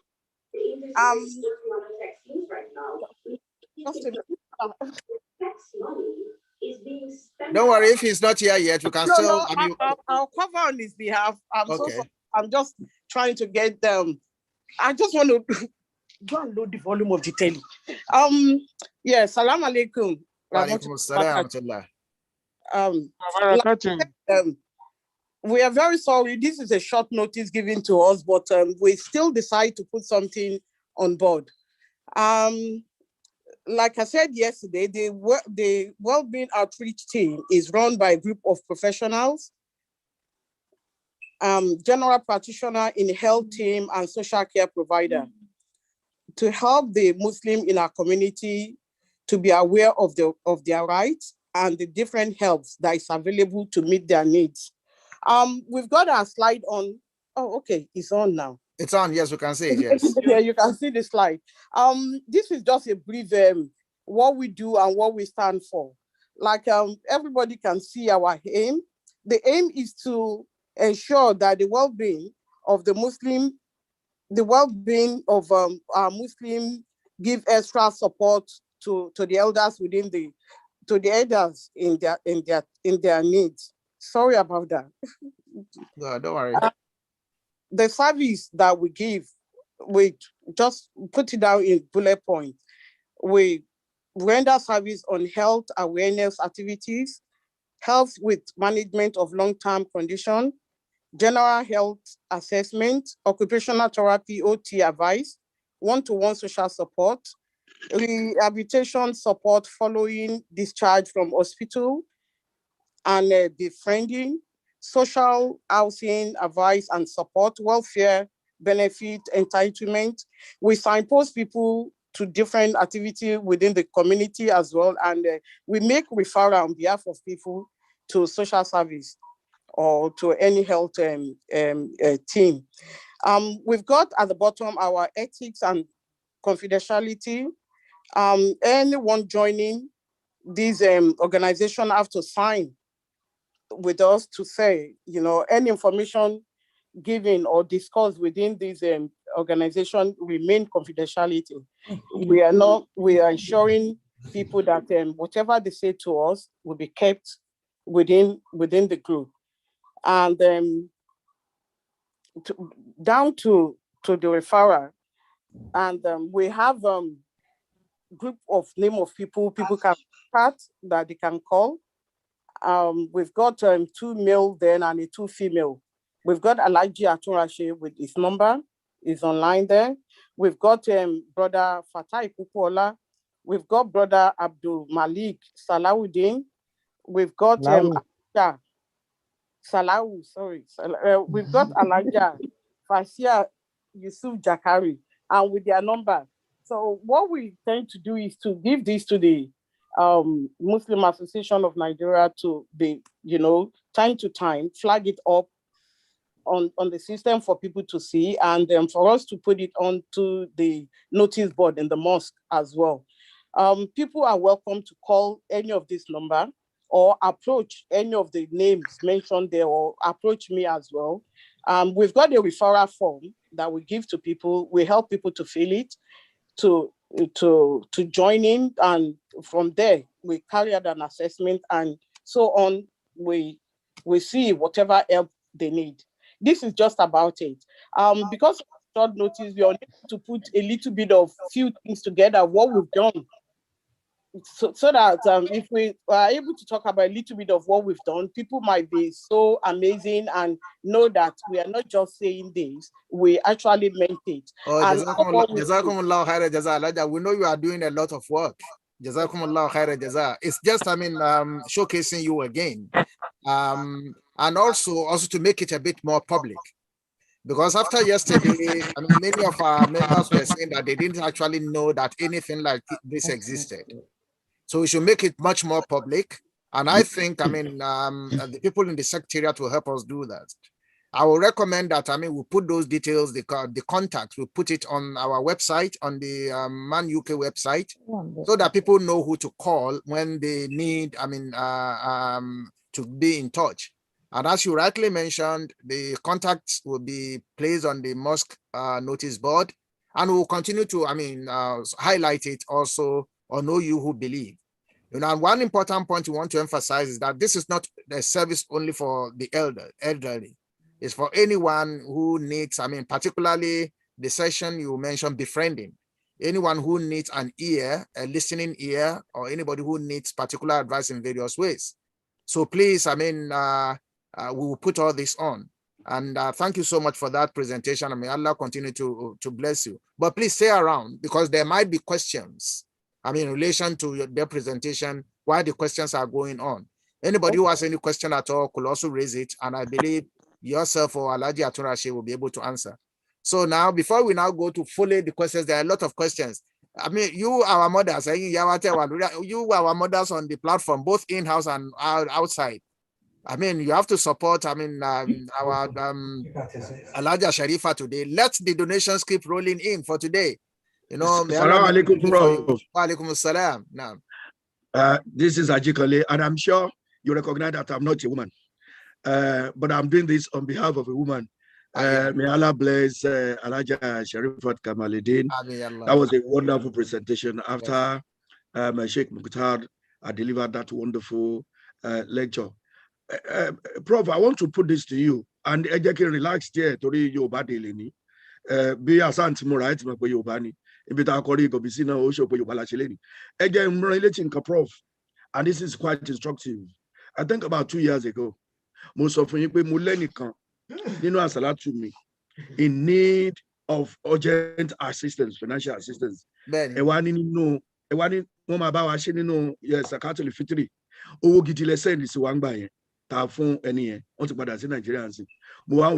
goes around comes around. Yes. So as it will pay back, Prof, we have 136 people here on this platform. Man is a receiving body from Zakat al-Fitri. Emiati Sheikh Mukhtar, Lukman Mukhtar is Ale Koto. Taje Adari Al-Muqsinon Islamic Center. Nile Reni Lori Muma, me wala man sanfusaka fumbe. Nile Titemi Maru. Even though Al-Muqsinon is also a receiving body for that, but affair Sanjo. So Latin Nikwelu Golong.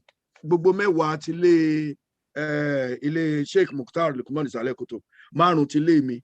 Asan fún man lọ́dún yìí mo wá wò pé gbogbo àwọn tá a wà lórí 135 wà lórí platform yìí Prof kálẹ̀ ní kọ̀ọ̀kan kódà kò jẹ́ nìkan ló ní sàkà tọdún yìí o mi ò sọ fún bí tí mo mọ́ sọ fún tẹ́lẹ̀ márùn ní gbogbo owó sọ fún £5 times 136 owó wọlé meanwhile kò tó wá jẹ́ nìkan la máa jẹ́ ẹni ó bímọ kéré nù wa làwọn tó bí bíi mẹ́rin bíi Wálé Hassan làwọn oníbi 4-5 yẹn so ká wá ṣe 5 yẹn times 136 tó wà ń bí owó gidi ó wọlé o so ìyẹn kó máa jẹ́ látòrí. Jazakumullahu khairan jaza. Inshallah, I mean, we'll talk about that. Torí question wa lórí Zakatul Fitri yẹn náà tẹ́lẹ̀ pé ṣáà lè sọ fún mọ́ṣáláṣí and things like that. I mean, Alhaji Saleh Koto á dáhùn yẹn.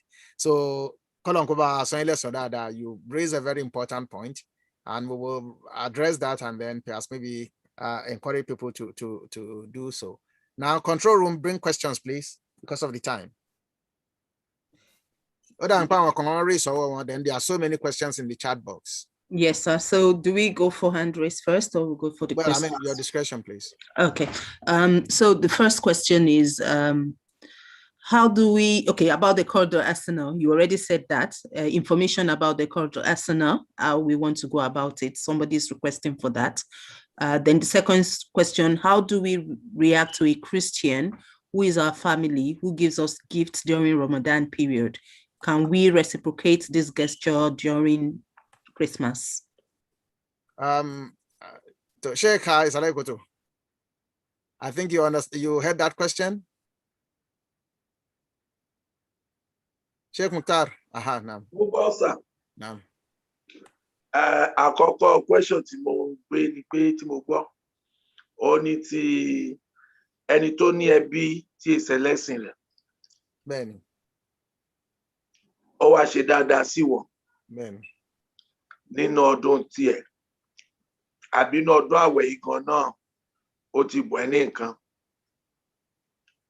Ọlọ́run tó dá wa papọ̀ ó dá wa torí ìdí ni.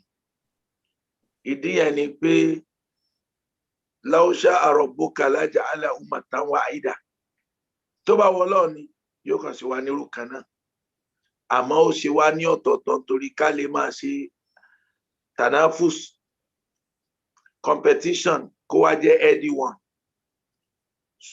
Surutu Mùsùlùmí ni pé tán bá ṣe dáadáa fún kó ṣe dáadáa padà fẹ́ni tó ṣe dáadáa fún irrespective kí ló tọ̀hún jẹ́. Ànábì wa Muhammad sallallahu alayhi wa sallam ó ń bá wọn ṣe nínú Medina. Wọ́n jọ ṣàṣepọ̀. Tí ò bá ṣàṣepọ̀ pẹ̀lú wọn ní ìjọ tó fún lóúnjẹ kò ní jẹ́ bẹ́ẹ̀ tàbí pé ó tiẹ̀ wá jẹ poison. Ìjọ tó fún lóúnjẹ yẹn kò ní jẹ́ tọ́kílẹ̀sì pé wọ́n wà ní ẹnìkan poison ewúrẹ́. A jẹ́ pé ó bá wọn jẹun náà ni wọ́n fi poison sí ewúrẹ́. Àwọn èèyàn sì gbọ́ wọn máa ń sì rò àti pé Christian ẹ̀ lè bá wọn ṣe. Ṣáwa tá a jọmọ Yorùbá lè sọ yẹn níbi tí mọ́gàjí ẹlòmíì Ògúndépò ni tí àbúrò tán bílé ó sì mọ jẹ́ Sàláùdí. Ṣé wọ́n wà tó ẹbí wọn bóun Islam ó ṣe ráyè ẹ tó bá ṣe dáadáa sí wa wàásìn ila man ahsana ilayk. Ẹ tó bá ṣe dáadáa sí ọ ṣe dáadáa sí.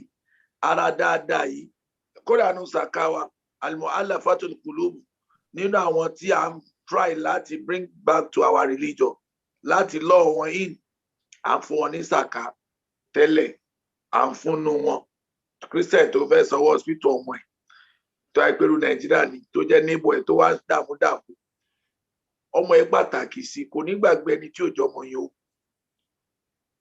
kò sí tó burú ń bẹ̀ o gbogbo ẹni tó máa sọ pé ká má bá wọn ṣe ó tọ́ wọn ò gbọ́ dáwà yìí àwọn tó hàn sí ní fíìdì náà máa ń ṣerú dáwà bẹ́ẹ̀ but àfáà tó bá wà ń fíìdì ó mọ̀ pé.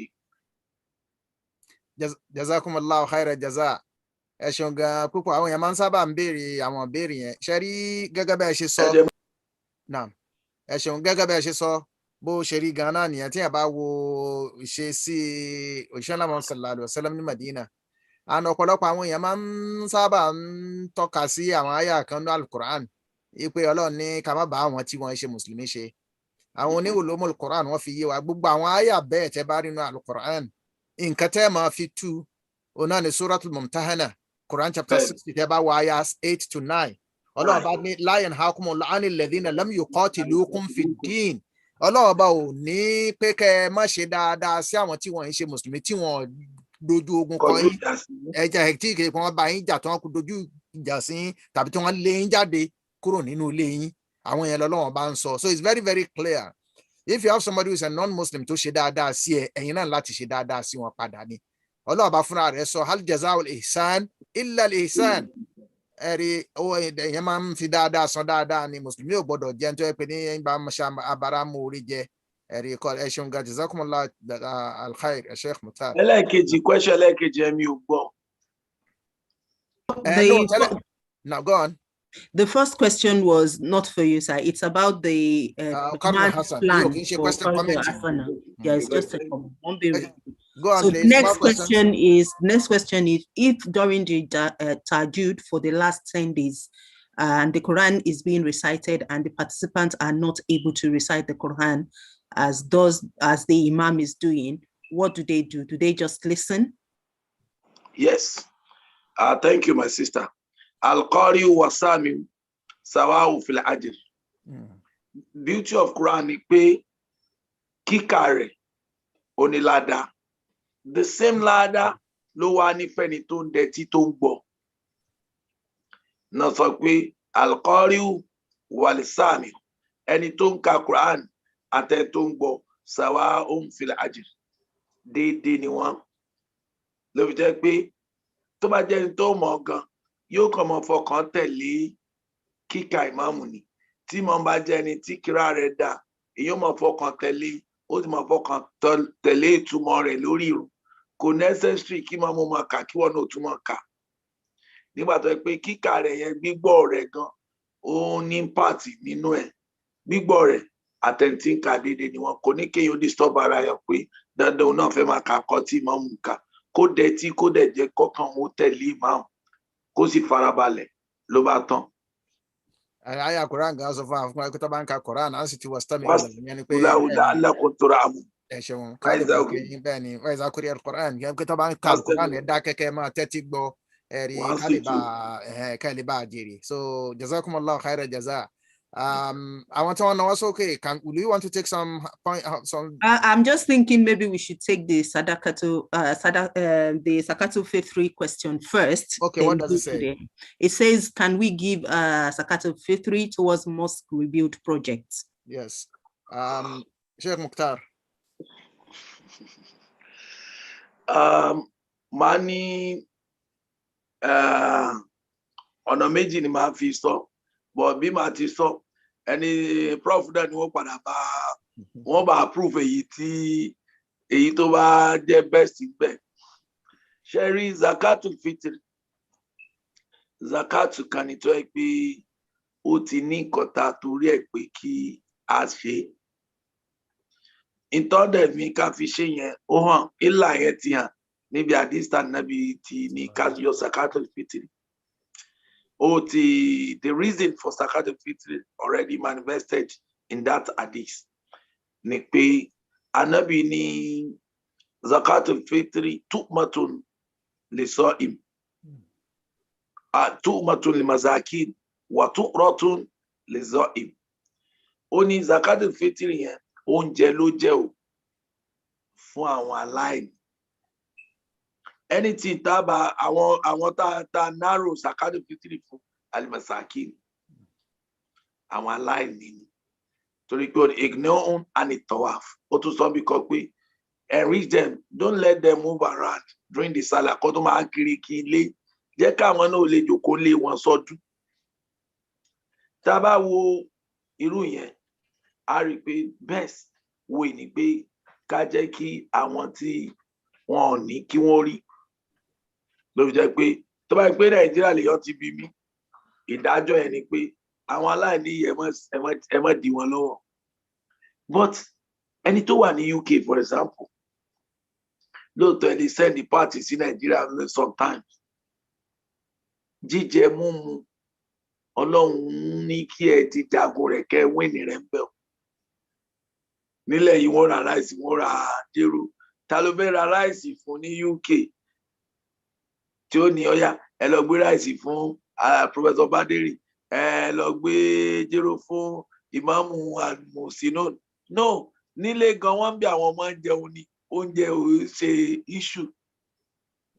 tá bá ní project tó yẹ kó ní ṣe pẹ̀lú gbogbo ayé mùsùlùmí tí ó dẹ̀ máa jẹ́ ìfọkàn torí pé ebi rẹ̀ ń pa àwọn kan gbogbo àwọn tó ń ru project yẹn lérí inú ebi wọn wà ó dàbí pé kò sí tán kọ́lá bí a bá tún àwẹ̀ àwọn ìrẹ́nu tú wọ́n ń gbàwẹ̀ gan lọ́wọ́ ńlá tọ́lọ̀ bá parí project ò fún wọn ni wọ́n tó rí ibi túnú pé wálé láìlẹ̀ amd tó bá yẹ pé fundamental makọ́sídò ṣẹ̀ríà lọ́pọ̀lọpọ̀ gbà onílìjálìbù náfì wàdáfù ìmọ̀dọ́ra àǹfààní tí kíní yóò ṣe tá a bá rówó yẹn dá papọ̀ nísìn nígbà tó jẹ́ pé ẹni tá a fẹ́ fún gan wọn ò sí ń tòsí ń bí káwá fi ṣe nǹkan tọ́rọ̀ mùsùlùmí kan ni Imam Yusuf Qaradawi sọ pé nígbà míì níbi tíra rẹ̀ azakat fíkìú zakat rẹ̀ ó ní owó ìta bá gba sàkájọ mi ìjà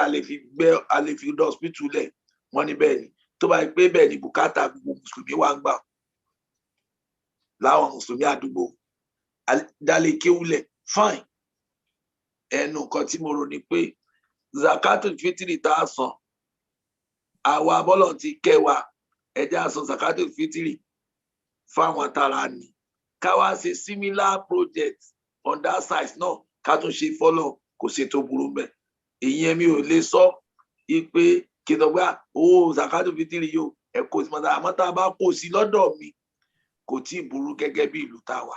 jazakumullahu khairan jaza Sheikh Mukhtar kọ́lọ́n kó bá a sọ yín lẹ́sọ̀ dáadáa gẹ́gẹ́ bẹ́ẹ̀ ṣe sọ sadaqatul fitr ó ní nǹkan tí a fi sọ and there have been a lot of talk about it. I mean tẹ́ bá wo Imam Sarakhsi inú al-Mabsut Sheikh Ibn Taymiyyah òun náà mention ẹ̀ nígbà tó wà ní Damascus pé I mean nípa pé bóyá tá a tiẹ̀ lè fowó ṣe rárá ẹ rí i pé àníyànjiyàn fẹ́ máa ṣẹlẹ̀ lórí yẹn gan àwọn àáfàá ní àti Hanafi wọ́n gbà pé a lè fowó ṣe Ibn Taymiyyah náà sọ pé a lè fowó ṣe tó bá yẹ pé níyàn bá wà ní àwọn ìlú ńláńlá bíi irú London ṣùgbọ́n tí a bá máa fowó yẹn ṣe ó ní láti jẹ́ pé ẹni yẹn tó bá gba owó yẹn oúnjẹ ló máa fi rà because nǹkan tí sadaqatul fitri wà fún nìyẹn ipe káwọn èèyàn má bàa máa tọrọ oúnjẹ ipe kínní bàbá fáwọn èèyàn lówó ó ní láti jẹ́ pé kí wọ́n á fún ọ lówó yẹn kó á lóun fẹ́ fi ra aṣọ tàbí òun fẹ́ fi ń láti so nǹkan tí èmi máa fẹ́ ká fẹnu kò lérò ni pé sadaqatul fitr ẹ má jẹ́ ká jẹ́ kó lọ sínú binal masjid tí àwọn èèyàn bá sadaqatul mal àmì zakatul mal àwọn èèyàn ti fẹnu lé lò pé irú UK níbí Qaradawi náà ti sọ nípa pé irú UK níbí báyìí tẹ́ pé ní ìjọba ìbáyàn kọ́ mọ́ṣáláṣí a kó mọ́ṣáláṣí sábẹ́ fi sabilillah torí pé zakatul mal ẹ rí i pé a lè ná fún fi sabilillah ẹ̀zá lè pé a fi sánú abẹ́ fi sabilillah ìpótò nígbà tí a fẹ́ kọ́ mọ́ṣáláṣí lára pé kí ẹ̀sìn Ọlọ́run bá lè máa lọ síwájú náà nìyẹn but zakatul fitr gẹ́gẹ́ bẹ́ẹ̀ ṣe sọ tó mà ní fún àwọn tó yẹ pé ní wọ́n jẹ́ masakin kí wọ́n lè and a kàn ń sọ ni you know there are a lot of people here tó ń tẹ̀ jẹ́ mùsùlùmí gan tó yẹ pé lóòótọ́ wọ́n lè máa ń béèrè but tó yẹ pé láti jẹ àti mu especially àwọn tó jẹ́ migrants tó wà níbí tó bá kálá ń lọ mọ́ṣáláṣí ni máa lọ òòjọ́ ọdún àwọn èèyàn máa ń wá gan tó yẹ pé wọ́n mọ̀ pé àwọn èèyàn máa ń fún ọ ní zakatul fitr wọ́n máa ń ṣe pé kíni so zakatul fitr you know let us agree wípé fún ti oúnjẹ ni a ní sọ pé káwọn èèyàn ẹ lè sọ sí man o but man mọ̀ bọ́ ṣe máa ń distribute ẹ̀ tó yẹ pé ní tó oúnjẹ ló máa bá lọ àwọn tálíkà ló máa bá lọ it never goes into the contribution for rebuilding the mosque gẹ́gẹ́ bẹ́ẹ̀ ṣe wá sọ pé tó ẹni tó bá ṣe yẹn tó bá rí pé wẹ́ẹ́ bóun ṣe ṣe sadaqatul fitr òun tún fẹ́ ṣe pé okay fún rebuilding the mosque àyàn á máa jẹ́ sadaka lẹ́yìn ààyè ti ọ̀tọ̀ fún kìnìún wallahu alam kọ́lọ́n kó jọ kó bá dà wá jazakumullahu khairan jaza pẹ̀lú hikma yín now further questions please. Alaja Elias, please unmute yourself, ma. Salamu alaikum. Wa alaikum salam wa rahmatullahi wa barakatuh. Alhamdulillah Rabbil alamin. Lecture tí wọ́n fún wa nírọ̀lẹ́ yìí gbogbo ohun tó ń sọ ń pa ẹ̀ mo ti gbọ́ 55 years ago nípa pé téèyàn bá fẹ́ sọ̀rọ̀ fún yàn kó gbé ọ̀rọ̀ yẹn kalẹ̀ kó dẹ̀ sọ òótọ́ fún ẹni tó ń sọ̀rọ̀ fún yẹn pé ohun tí mi ń sọ fún ẹ yìí o tó bá gbọ́ tó bá mú lò á ṣe ẹ́ lálùbáríkà á dẹ̀ ṣe ẹ́ láǹfààní. Èmi gangan lọ̀rọ̀ yẹn bá wí. Torí ńgbà tí mo wọ̀lú yìí 55 years ago, bá a ṣe wọlé láti Gatwick Airport ní baálé mi pè mí jókòó. Ó lóun ní àwọn nǹkan kan tó máa sọ fún mi. Ó ní tí n bá mú lò, ó lè á ṣe mí lálùbáríkà. Ó lóun dẹ̀ mọ̀ pé mo máa mú lò. Ó ní mo dẹ̀ máa jèrè nú ẹ̀ tó jẹ́ pé mi ò tí ì lè mọ bó ṣe máa rí. Ó ní tó bá ń jáde pé ó wọ̀lú àmú bọ́ọ̀sì àmú tírèènì. Ó ní kó má gbé gègé náà ń pè ńgbà yẹn táwọn èèyàn ò ní sanwó. Ó ní kó má ṣe o. Ó ní torí wọ́n á mú ẹ. Ó ní bí yóò dàbí Nàìjíríà. Olóhùn dẹ̀ mọ̀ pé ò ní ṣe because back home I was a conductress. Mi ò dẹ̀ ń gbèyàn lọ́fẹ̀ẹ́ nù bọ́ọ̀sì mi. Mo lè fún tíkẹ́ẹ̀tì tó bá jẹ́ ẹni tí mo rí pé tí inspector bá dé kó má máa dààmú ẹ̀. Ó ní ìkejì tó bá bẹ̀rẹ̀ iṣẹ́, ó ní full insurance yẹn NI ní kó máa san. Mo ní bo ni ti máa lọ san. Ó ní àwọn tó ń yọ wọn á yọ. Ó ní ṣẹ́ńjì náà ń kó fáwọn bíbá. Ó ní ohun tó ń ṣe sọ léyìí fún ẹni pé ó lè lónìí rìtáyà sílùú yìí kó dẹ̀ rìtáyà, which I did. Mo rìtáyà ní 2002 from the Home Office. Jazakumullah khaira jaza. Alaja, kolon ko ba san ele so that. The important point is, I mean, people who had good advice should tell others who are new in the system, and then those should also accept it. Oda npe Alaja Fauzia na nawo torí time ni mo nwo. Alaja Fauzia nínú kini welfare team yẹn. Mo gbé wọn sórí panelist link ngbà yẹn because I knew she was part of them, but mi mo ko Okay, let her say what she wants to say briefly. Because we need to round up in 10 minutes, please. And there are still more questions, please. The treasurer has her hands up if she's having difficulties. Okay. Assalamu alaikum. Wa alaikum assalam. And please let us be brief because of Maghrib. Thank you for the opportunity to allow me to actually add to the presentation. What I wanted to say was to encourage our people to actually call us when they are in need. In most cases, it is when we call them to check for their well-being, that is when they start telling us this, that, and then we start running here and there. We've been around for more than 10 years. People who have been coming to us, we've been supporting them, but a lot of people, they keep whatever is happening to themselves. They don't tell us until when we actually contact them. I'm just going to ask that we encourage them. The details is on our system, it's on our website. And when the MUS is actually open, maybe we need to distribute again the list of the people that they need to call. Jazakumullah khairan. Jazakumullah khairan jaza. People don't need to have any fear. There's confidentiality. If you have any need, please make a call. May Allah make it easy for every one of us. Further, go on, control room. Further questions? Treasurer, please go on. Assalamu alaikum, sir. Wa alaikum assalam. My own question is regarding, differentiating, because there is the Al-Kafirun where he says, Lakum dinukum waliyadin. I tend to not get into conversations with people of other religion, and the issue is that at what point do you then, from arguing about religion to actually doing dawah about Islam, how can you differentiate that? Okay, me argue nipa ẹ̀sìn àti ẹ̀sìn mi, because it says that in the Quran, your religion is yours, mine is mine. But then how do you then go from that to actually preaching about Islam to them? Okay, Sheikh Saleh kò tó ti gbọ́ yẹn wá. Bismillah. Shukran. Adúpẹ́ fún sister wa. Lakum dinukum waliyadin. Ẹ rí pé ó yá ayọ̀ kúlí ayọ̀ kafirun. Ọlọ́run ló ń pè yín kèfèrí. Ó dẹ̀ júwe pé ẹ̀sìn yín ò ṣẹ̀sìn mi. Irun tẹ́ ń ṣe mi ò lè ṣe. Ó wá draw a line pé lakum dinukum.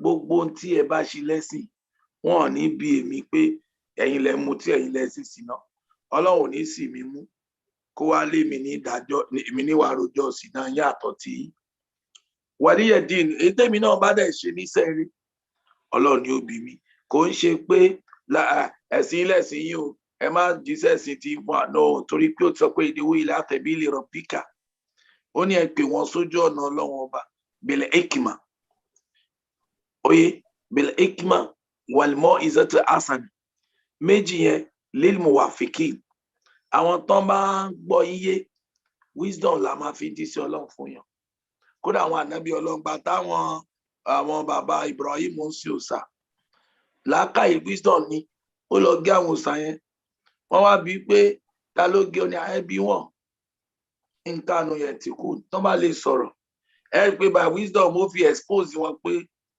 àwọn náà wá òbí kiri yìí máa sọ̀rọ̀ ọ̀kan nu ẹni tí ò lè sọ̀rọ̀ àtúnwáṣá aláàké kò lè jáwọ́ táburú bá fẹ́ ṣe èyí tí ó wà lè gbà yín lẹ́ni tí ó ra burú gbà lẹ̀ fún rẹ̀ wisdom nu wàlmọ́ ìzọ́tò àṣánà nírú ìta nàbí máa bá wọn àwọn sábẹ́ àwọn kèfèrí sọ ó kọ lẹ́tà sí wọn ó ní wajadilhum billati hiya ahsana lil mukhtalifin àwọn tẹ́ ẹ̀ bá wá jọ sí ní same religion tí ọ̀rọ̀ bá fẹ́ di argument ó ní wajadilhum billati hiya ahsana ẹ má jẹ́ ká argument yóò padà lead to confrontation èèyàn kì í búra yàn téèyàn bá fẹ́ argue èèyàn ó jẹ́ kí ó sọ tiẹ̀ tó bá sọ gbogbo tó fẹ́ sọ ibẹ̀ ni wàá ti máa build the point tiẹ̀ pé èyí tó wí báyìí tó bá ní ọmọ Ọlọ́run ní Jésù èmi ò sọ pé kò rí bẹ́ẹ̀ o ṣùgbọ́n ẹ̀sìn tèmi sọ fún mi pé wọn kì í bí Ọlọ́run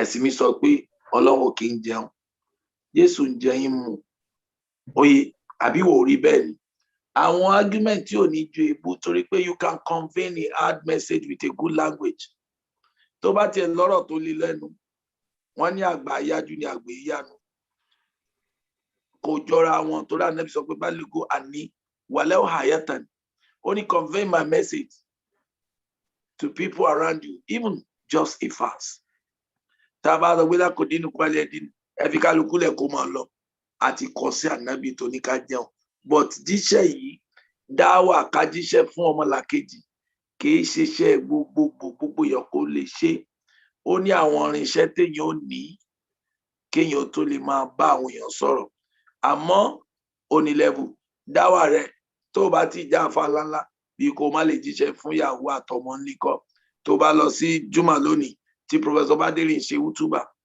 ẹnu tó mú bẹ́ẹ̀ náà tó bá délé tó ń tọ́ fáwọn ọmọ ẹ̀ àti ìyàwó ẹ̀ àwọn tí wọ́n lè máa fèsì ẹlẹ́sìn míì ìwọ gangan gbọ́dọ̀ prepare sùúrù maturity ẹlẹ́ẹ̀kejì kò ní fàtì lọ́wọ́ yàtọ̀ sí pé wọ́n gbẹ dáàrin kan ó wàá jábọ́ torí ẹ̀ lákòdínìkún ni pé ẹ̀sìn tí kálukú bá sìn òun lọ́lọ́run ó bí kì í ṣe pé a gbọ́dọ̀ bára wa sọ. Jazakumullahu khairan jaza. Thank you so much, for clarifying that. And to be the question here, Sherry, if you want to have a dialogue with non-Muslims, it has to get Sheikh Isale Kutusi. So, I will refer you, look at Quran chapter 6, Surah Al-An'am, verse 108. Allah ndi ba Muslim soroni, oni wala tasubbu alladhina yad'una min dunillah, fayasubbu Allah adwan bighairi ilm. Allah ni ẹ má bú wọn lórí nǹkan míì tí wọ́n ń jọ́sìn fún yàtọ̀ sọ́lọ́run. Torí pé tẹ́ ẹ bá bú tiwọn, àwọn náà á bú Ọlọ́run ọba yín láì nímọ̀. Ìjọ wà dé, Quran ló sọ fún wa clearly. Ọlọ́run ẹ má bú nǹkan táwọn ń jọ́sìn, because tẹ́ ẹ bá bú nǹkan táwọn ń jọ́sìn, it gives them also the right to abuse your own Lord. Ẹ̀yin wà ìbínú máa dé nìyẹn. So lakum dinakum waliya din nǹkan tó ń sọ fún wa nìyẹn. A lè bá wọn sọ̀rọ̀, but it's not confrontation. We really have to, round up now because of time. I see that there are still so many questions, but we just have to round up. Perhaps maybe we will take those questions tomorrow. Tomorrow, 7:30 so on Monday, 7:30 So, we cannot just keep going on. We have to try and respect time. We want to thank our speaker today, Sheikh Mukhtar Lukman Isale Kotu. Everyone who has spoken, may Allah really, also compensate you accordingly. Àwa tí a ní opportunity láti sọ̀rọ̀ àtàwọn questions tá a ní opportunity láti down. We are very sorry. Inshallah, we'll look at those questions. I mean, we have them on file on Monday. Yeah, you is Surah Al-Baqarah, Quran chapter 2, verse 153. Ya ayyuha alladhina amanu ista'inu bis-sabri was-salah inna Allaha ma'as sabirin. Ọlọ́run ní kẹ́ máa wá ràn lọ́wọ́ pẹ̀lú sùúrù àti ìrun kíkí. Seek assistance from Allah with patience and salah, because inna Allaha ma'as sabirin. Allah is with the patience. So may Allah make it easy for us to maintain patience and be on the truth, on the truth. And also may Allah continue to assist us, inshallah. So I'll now hand over back to Malam Abdul Ghani to sign us off. Mashallah. Bismillah, Abdul Ghani. Alhamdulillah, Rabbil Ani Allahu jọ̀wọ́ dákun máa wẹ̀ ẹ̀ṣẹ̀ wa ṣàforíjì ìwọ ṣàlàlánú wa. Ìbá ṣàánú kí la rí ṣe. Kí ni nǹkan náà? Àwẹ̀ tá à ń gbà tí ò dín sọkúsọkù. Àwẹ̀ tá à ń gbà tí ò dín gbọ́kúgbọ́kù. Àwẹ̀ tá à ń gbà tí ò dín jẹkújẹkù. Ẹlòmíì tún rìnrìn kúrò nínú àwẹ̀. Àbí kọ́ ló ń ṣàṣàánú wa. Kọ́ ló ń kó jọjà rẹ̀ kó ṣàánú wa. Kó jẹ́ káàánú ẹ̀ kó lè kálukú wa bá. Wọ́n ti ṣe wáàsí fún wa ká wá mú lò náà ló fi dájú. Kọ́ ló ń bọ́lá jùlọ kó jẹ́ káàánú. Àdúpẹ́ fún Sheikh Lukman Okekuto. Kọ́ ló ń san wọ́n lẹ́san rẹ̀. Àtìsálẹ̀ àtòkè ẹ̀. Dédé náà ni àtòkè kòtò àìsàlẹ̀ kòtò. Mashallah, Ọlọ́run àgbà ní ìbádà fún wa. Tó níbí báyìí, àwọn ti ṣe lórí Nàìjíríà. Tó bá di ní ọjọ́ Ajé, ìyẹn ọjọ́ Monday, inshallah, ẹ jẹ́ kí a tún fi ìdùnnú tó wọn ayọ̀ padà. Ṣùgbọ́n ẹ má gbàgbé o, Zakatul Fitri yìí ẹ̀sán o. Àmàkí ìrun Eid ní mọ́ṣáláṣí wa ní Man, Ọlọ́run kó ṣọ́ wa tayọ ìgbà yẹn. Inshallah, by Monday, let us meet again for another exciting and educating series of this program, Or You Believe. Please endeavor to pay your Zakatul Fitri and prepare for Eid, inshallah, at Man Mosque. We have 4 Jama'ah, inshallah, to be observed. Don't miss it. May Allah Azza wa Jalla accept all our ibadah. Till when next we meet, I greet you in the best form of greetings, that may the peace and blessings of Allah be upon you by saying Salaam alaikum. Before we go, somebody has donated 20 pounds. I think Sister Mulka has donated 20 pounds. And I think, one of our mothers has also put in 1,000 pounds out of their 2,500 pounds. Alaji Keshiru did, mention that. Now, so she has put in her 1,000 pounds out of the 2005, which, let me see if I can find her name now, because I've just been reminded to mention this. Sorry, just 1 minute. Yes. Alaji Latif Ola Yusuf. Alaji Latif Ola Yusuf has paid in 1,000 pounds out of his 2,500 pounds. So may Allah reward you and put it in your Mizan al-Khair. We just need to say that because I've just been informed about this now. Àti kí wọn báyìí mú wọn pé 15 tó kù Ọlọ́run á ṣe rọrùn. Ẹ̀yin náà tẹ̀yin wẹ̀yìn pé àbí ó kù díẹ̀ kí n tó sọ ẹ̀jẹ̀ tètè sán Ọlọ́run gbà dé bàdà fún wa. Assalamu alaikum wa rahmatullahi wa barakatuh. This masjid used to be a nightclub. But 27 years ago, a small group of Nigerian Muslims gathered all the money that they could and decided to open a masjid right here. Back then, the congregation was mainly Nigerian, but over time, the community has grown. Pass me the biryani, bro. Sorry, I mean the fish and chips. Oh, is there lasagna too? Unfortunately, something else has changed over time. The building has become old and needs urgent renovation. We don't have the capacity, and the madrasa has massive waiting lists. If we don't work on the building right now, it will cost us even more later on, making the building completely unusable. We want to fix the issues now and expand this building into 6 stories. So we appeal to everyone from the bottom of our hearts, from the Old Kent Road Masjid in London, to become part of this journey that started as a pub 27 years ago. And now you can be part of it. Just imagine all of those extra worshippers who will be able to attend Jummah, and all the kids who we can accept to our madrasa, and our youth, and our sisters programs, and inshallah our new library and the youth center, inshallah. I think it's like a place where a community sort of grows, and like when we came here we were quite young and I wasn't really good at like social interaction and stuff, and I honestly wouldn't have actually gone out to go speak to people. And I think coming to this place where there are other people like me and they are like comfortable with coming up to me because we're all part of the same community, I think it really helped me. The Prophet ﷺ said, whoever builds a mosque for Allah, be it large or small, Allah will build for him a house in paradise. Can you imagine how much hasanat is available for the person who helps us to do this? For every salah that takes place and all the events we can hold, this donor will find it heavy on his or her scale of good deeds, inshallah. We need 8,000 people to give just £100 or $120. This will allow us to start the construction of our beautiful masjid. Please share this video and donate now. Jazakumullah khairan.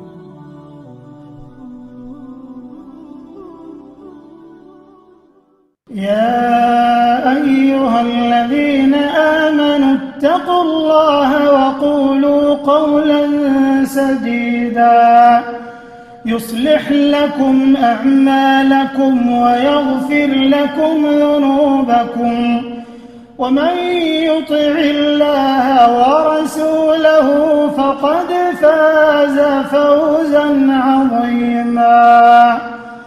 إنا عرضنا الأمانة على السماوات والأرض والجبال فأبين أن يحملنها وأشفقن منها وحملها الإنسان